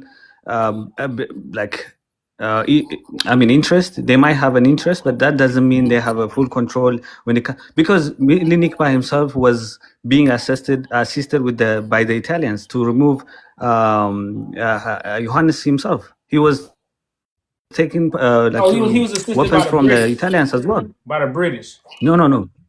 He had a letter to the Italians. Is that the British or Italians? Well, Milenik. What you mean? What you mean if it's British or Italian? He wrote a letter for one foreign country. I don't exactly remember, but that was Italian, I guess. I don't know. Like I say, you got to get assisted with the weapons. So he was receiving weapons. Well, like I say, when you're dealing with the Italians, the British used the Italians to invade Ethiopia. We have documents. So if he was working with Italian, he was working with Great Britain. That's what we trying to reveal that a lot of people don't understand. Everything Italian did in Ethiopia was because of the British crown. You see what I'm saying? This is facts. You see what I'm saying? But all the weapons came from Great Britain. All weapons. So if Menelik got them from Italian, he got it from Great Britain. That same thing Tedros. Tedros wrote letters to Great Britain for weapons too. You know, for the build bigger and better weapons because they was in trade. But the foreign nations wasn't controlling the economic system. They wasn't controlling the distribution. So when the foreign nations begin to control the economic system, influence the people, and control what go in and go out, that's when you begin to be colonized. You see what I'm saying? So control didn't happen in Tedros' time. Control started in Menelik time, and the takeover began in Haile Selassie time. But they did not control any economic thing in Ethiopia. Who? The British. Yes, they do. How? Did they have any? Well, all the cotton that came from Ethiopia, you know who sold it to the world? The Italians sold Ethiopia cotton. Not Ethiopians didn't sell the cotton to the world. Same thing with coffee. Ethiopians weren't selling coffee. The Italians and the Europeans. Same thing with chocolate. Same thing with all the African stuff. The Africans don't sell it. The Africans sell it to the British crown, and the British sells it. Just like the humans. Just like the people in Ethiopia. The slaves in Ethiopia were sold by Africans, by African kings. but given to the British. Okay, I've never heard about it. This is first time hearing this. You never heard about the East African slave trade? No. No, I've heard some, but it's not clearly written or something. But I've heard it's internal, not like foreign exchange or something. Oh no. Foreign trade. Hey, look at it like this. Like the brother man said earlier, the Abyssinia Church was established in America. Do you know when? The Abyssinia Church was established in New York City in 1808, bro. Most of us in America, we can't trace our family back to the 1800s. Man, we'll get lost in the sauce. So Ethiopia and United States relationship go way back. And a lot of people don't know slavery is East African, what you call it in the field? Agriculture. And the Italians modernized it. Italians made Ethiopian agriculture commercial. The Italians, on behalf of Great Britain, and you can look this stuff up, brother, they made Ethiopian agriculture. Well, I can't just say Ethiopia. You gotta think about Kenya, Tanzania, Uganda, Sudan. You gotta think about all these places too when I mention Ethiopia. But they made the agriculture of East Africa a commercial industry. And that's where you get the slave trade. That's why Christopher Columbus is considered Italian. Did you say the Abyssinian Church is the first Abyssinian Church was in US or something? Yeah, and no, the first Abyssinia Church was created in America in 1808. The one in America. The one in America. Okay. Yeah. But what does that mean then? Ethiopians was coming to America in the early 1800s. That's what that means. Ethiopians was coming to America in the early 1800s, before Tedros. So what is the name of the church, if you don't mind asking? It's called the Abyssinia. Look it up. It's the Abyssinia Church in New York City. It's in Harlem. It's in Harlem, New York. Okay, but okay. I didn't know that too. Yeah, that's what I'm telling you. So Ethiopia's been coming to America for a long time. But the slave trade was not. Is that during the 1800? Yeah, that's when the slave trade. That's when it started. The slave trade didn't start in 1600. That's the lie that the Europeans want you to believe.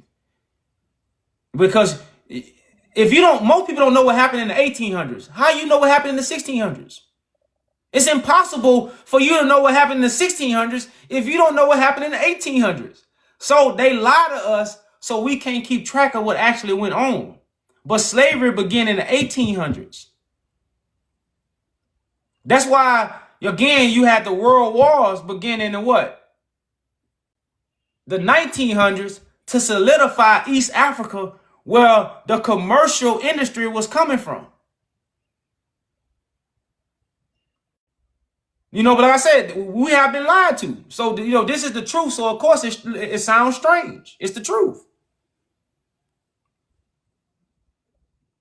Yeah, after all, I might understand. I have to dig about the slave trade, but the one you said, the Ethiopia is colonized, because I know the history. It's only 5 years, and it was full years of war between the Italians and Ethiopians. The government wasn't even settled to rule the country, so I can't say that it is colonized, because comparing to the rest of the world, which is most of them has been colonized for 15, 16 years.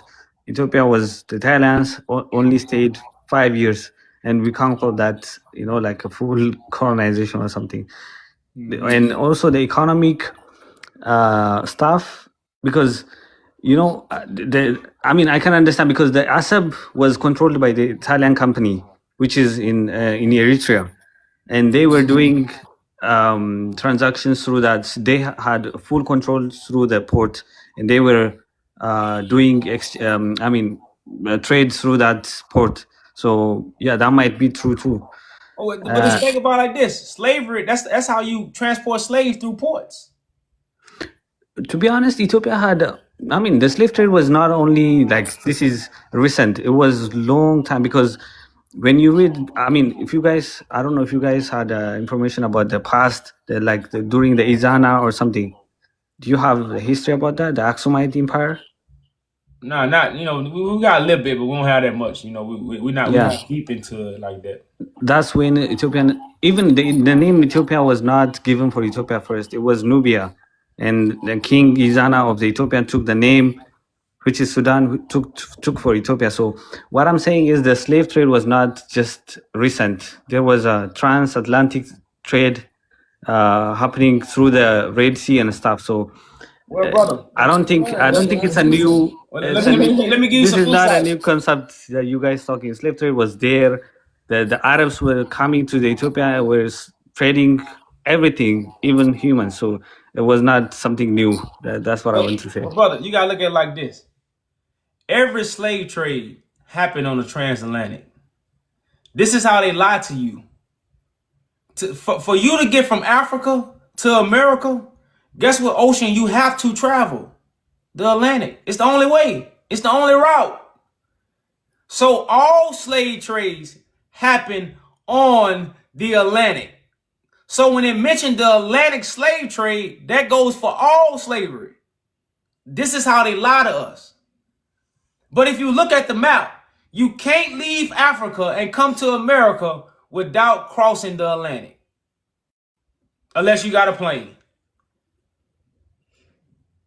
And they did transport slaves on airplanes in the 1900s.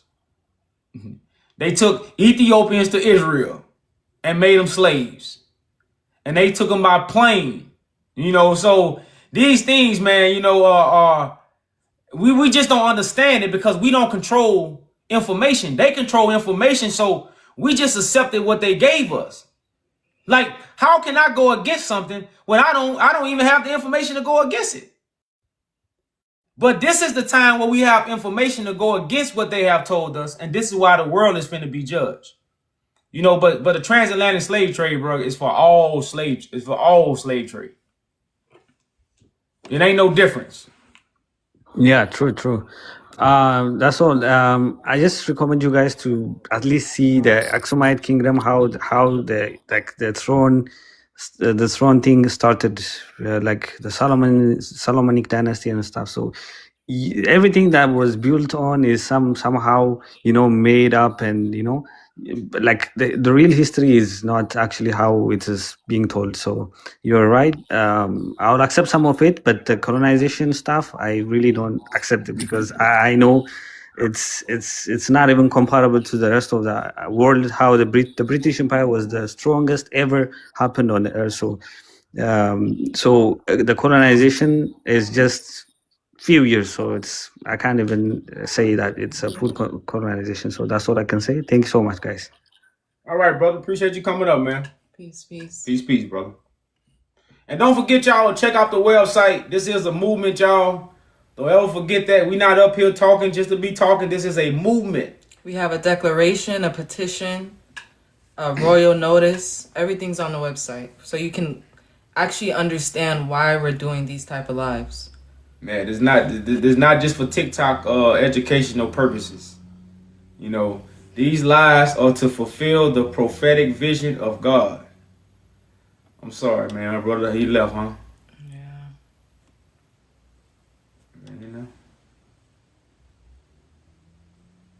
Yes, we had somebody waiting a long time.